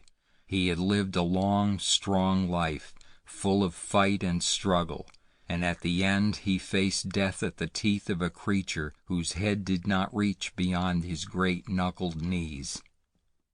From then on, night and day, Buck never left his prey, never gave it a moment's rest, never permitted it to browse the leaves of trees or the shoots of young birch and willow. Nor did he give the wounded bull opportunity to slake his burning thirst in the slender trickling streams they crossed. Often in desperation he burst into long stretches of flight. At such times Buck did not attempt to stay him, but loped easily at his heels, satisfied with the way the game was played, lying down when the moose stood still, attacking him fiercely when he strove to eat or drink. The great head drooped more and more under its tree of horns, and the shambling trot grew weak and weaker. He took to standing for long periods, with nose to the ground and dejected ears dropped limply, and Buck found more time in which to get water for himself and in which to rest. At such moments, panting with red lolling tongue and with eyes fixed upon the big bull, it appeared to Buck that a change was coming over the face of things. He could feel a new stir in the land. As the moose were coming into the land, other kinds of life were coming in. Forest and stream and air seemed palpitant with their presence. The news of it was borne in upon him, not by sight or sound or smell, but by some other and subtler sense. He heard nothing, saw nothing, yet knew that the land was somehow different, that through it strange things were afoot and ranging, and he resolved to investigate after he had finished the business in hand. At last, at the end of the 4th day, he pulled the great moose down. For a day and a night he remained by the kill, eating and sleeping, turn and turn about. Then, rested, refreshed and strong, he turned his face toward camp and John Thornton. He broke into the long, easy lope and went on, hour after hour, never at a loss for the tangled way, heading straight home through strange country with a certitude of direction that put man and his magnetic needle to shame. As he held on, he became more and more conscious of the new stir in the land. There was life abroad in it, different from the life which had been there throughout the summer. No longer was this fact borne in upon him in some subtle, mysterious way. The birds talked of it, the squirrels chattered about it, the very breeze whispered of it. Several times he stopped and drew in the fresh morning air in great sniffs, reading a message which made him leap on with greater speed. He was oppressed with a sense of calamity happening, if it were not calamity already happened, and as he crossed the last watershed and dropped down into the valley toward camp, he proceeded with greater caution. 3 miles away he came upon a fresh trail that sent his neck hair rippling and bristling. It led straight toward camp and John Thornton. Buck hurried on, swiftly and stealthily, every nerve straining and tense, alert to the multitudinous details which told a story, all but the end. His nose gave him a varying description of the passage of the life on the heels of which he was traveling. He remarked the pregnant silence of the forest. The bird life had flitted. The squirrels were in hiding. Only one he saw, a sleek gray fellow, flattened against a gray dead limb so that he seemed a part of it, a woody excrescence upon the wood itself. As Buck slid along with the obscureness of a gliding shadow, his nose was jerked suddenly to the side as though a positive force had gripped and pulled it. He followed the new scent into a thicket and found Nig. He was lying on his side, dead where he had dragged himself, an arrow protruding, head and feathers, from either side of his body. 100 yards farther on, Buck came upon one of the sled dogs Thornton had bought in Dawson. This dog was thrashing about in a death struggle, directly on the trail, and Buck passed around him without stopping. From the camp came the faint sound of many voices, rising and falling in a sing-song chant. Bellying forward to the edge of the clearing, he found Hans, lying on his face, feathered with arrows like a porcupine. At the same instant Buck peered out where the spruce bough lodge had been and saw what made his hair leap straight up on his neck and shoulders. A gust of overpowering rage swept over him. He did not know that he growled, but he growled aloud with a terrible ferocity. For the last time in his life he allowed passion to usurp cunning and reason, and it was because of his great love for John Thornton that he lost his head. The Ehots were dancing about the wreckage of the Spruce Bough Lodge when they heard a fearful roaring and saw rushing upon them an animal the like of which they had never seen before. It was Buck, a live hurricane of fury, hurling himself upon them in a frenzy to destroy. He sprang at the foremost man, it was the chief of the Ehots, ripping the throat wide open till the rent jugular spouted a fountain of blood. He did not pause to worry the victim, but ripped in passing, with the next bound tearing wide the throat of a second man. There was no withstanding him. He plunged about in their very midst, tearing, rending, destroying, in constant and terrific motion which defied the arrows they discharged at him. In fact, so inconceivably rapid were his movements, and so closely were the Indians tangled together, that they shot one another with the arrows, and one young hunter, hurling a spear at Buck in mid-air, drove it through the chest of another hunter with such force that the point broke through the skin of the back and stood out beyond. Then a panic seized the Ehots, and they fled in terror to the woods, proclaiming as they fled the advent of the evil spirit. And truly Buck was the fiend incarnate, raging at their heels and dragging them down like deer as they raced through the trees. It was a fateful day for the Ehots. They scattered far and wide over the country, and it was not till a week later that the last of the survivors gathered together in a lower valley and counted their losses. As for Buck, wearying of the pursuit, he returned to the desolated camp. He found Pete where he had been killed in his blankets in the first moment of surprise. Thornton's desperate struggle was fresh written on the earth, and Buck scented every detail of it down to the edge of a deep pool. By the edge, head and 4 feet in the water, lay Skeet, faithful to the last. The pool itself, muddy and discolored from the sluice boxes, effectually hid what it contained, and it contained John Thornton, for Buck followed his trace into the water, from which no trace led away. All day Buck brooded by the pool or roamed restlessly about the camp. Death as a cessation of movement, as a passing out and away from the lives of the living, he knew, and he knew John Thornton was dead.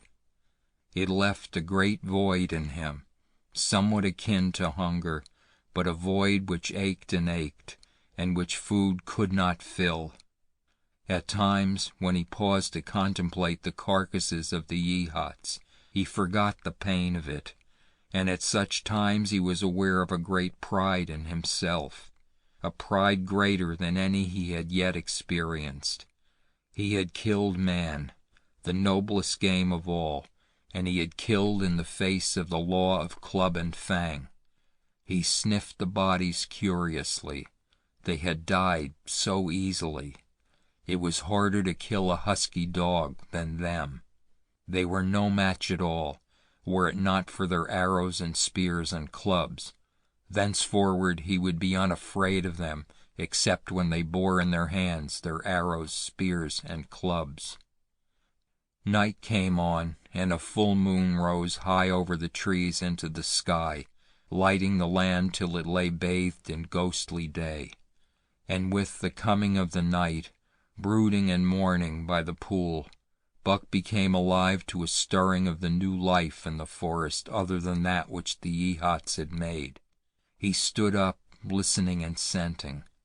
From far away drifted a faint, sharp yelp, followed by a chorus of similar sharp yelps. As the moments passed, the yelps grew closer and louder. Again Buck knew them as things heard in that other world which persisted in his memory. He walked to the center of the open space and listened. It was the call, the many-noted call, sounding more luringly and compellingly than ever before.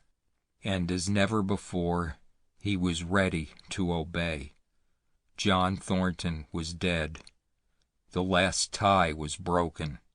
Man and the claims of man no longer bound him. Hunting their living meat, as the Yehots were hunting it, on the flanks of the migrating moose, the wolf pack had at last crossed over from the land of streams and timber and invaded Buck's Valley. Into the clearing where the moonlight streamed, they poured in a silvery flood, and in the center of the clearing stood Buck, motionless as a statue, waiting their coming. They were awed, so still and large he stood, and a moment's pause fell, till the boldest one leaped straight for him. Like a flash Buck struck, breaking the neck. Then he stood without movement as before, the stricken wolf rolling in agony behind him. 3 others tried it in sharp succession, and one after the other they drew back, streaming blood from slashed throats or shoulders. This was sufficient to fling the whole pack forward, pell-mell, crowded together, blocked and confused by its eagerness to pull down the prey.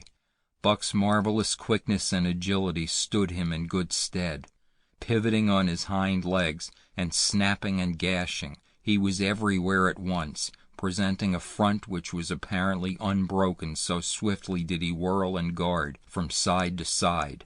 But to prevent them from getting behind him, he was forced back, down past the pool and into the creek bed, till he brought up against a high gravel bank. He worked along at a right angle in the bank, which the men had made in the course of mining, and in this angle he came to bay, protected on 3 sides and with nothing to do but face the front. And so well did he face it, that at the end of half an hour the wolves drew back discomfited. The tongues of all were out and lolling, the white fangs showing cruelly white in the moonlight. Some were lying down with heads raised and ears pricked forward. Others stood on their feet, watching him, and still others were lapping water from the pool. One wolf, long and lean and gray, advanced cautiously in a friendly manner, and Buck recognized the wild brother with whom he had run for a night and a day. He was whining softly, and, as Buck whined, they touched noses. Then an old wolf, gaunt and battle-scarred, came forward. Buck writhed his lips into the preliminary of a snarl, but sniffed noses with him. Whereupon the old wolf sat down, pointed nose at the moon, and broke out the long wolf howl. The others sat down and howled. And now the call came to Buck in unmistakable accents. He, too, sat down and howled. This over, he came out of his angle, and the pack crowded around him, sniffing in half-friendly, half-savage manner. The leaders lifted the yelp of the pack and sprang away into the woods. The wolves swung in behind, yelping in chorus, and Buck ran with them, side by side with the wild brother, yelping as he ran. And here may well end the story of Buck. The years were not many when the Ehots noted a change in the breed of timber wolves, for some were seen with splashes of brown on head and muzzle, and with a rift of white centering down the chest. But more remarkable than this, the Ehots tell of a ghost dog that runs at the head of the pack. They are afraid of this ghost dog, for it has cunning greater than they, stealing from their camps in fierce winters, robbing their traps, slaying their dogs, and defying their bravest hunters. Nay, the tale grows worse. Hunters there are who fail to return to the camp, and hunters there have been whom their tribesmen found with throats slashed cruelly open, and with wolf prints about them in the snow greater than the prints of any wolf. Each fall, when the Yehots follow the movement of the moose, there is a certain valley which they never enter, and women there are who become sad when the word goes over the fire of how the evil spirit came to select that valley for an abiding place. In the summers there is one visitor, however, to that valley, of which the Ehots do not know. It is a great, gloriously coated wolf, like and yet unlike all other wolves. He crosses alone from the smiling timberland and comes down into an open space among the trees. Here a yellow stream flows from rotted moose-hide sacks and sinks into the ground, with long grasses growing through it and vegetable mold overrunning it and hiding its yellow from the sun. And here he muses for a time, howling once, long and mournfully, ere he departs. But he is not always alone. When the long winter nights come on, and the wolves follow their meat into the lower valleys, he may be seen running at the head of the pack through the pale moonlight or glimmering borealis, leaping gigantic above his fellows, his great throat a-bellow as he sings a song of the younger world, which is the song of the pack. End of Chapter 7. End of The Call of the Wild by Jack London. Thank you for listening. Please like, share, and subscribe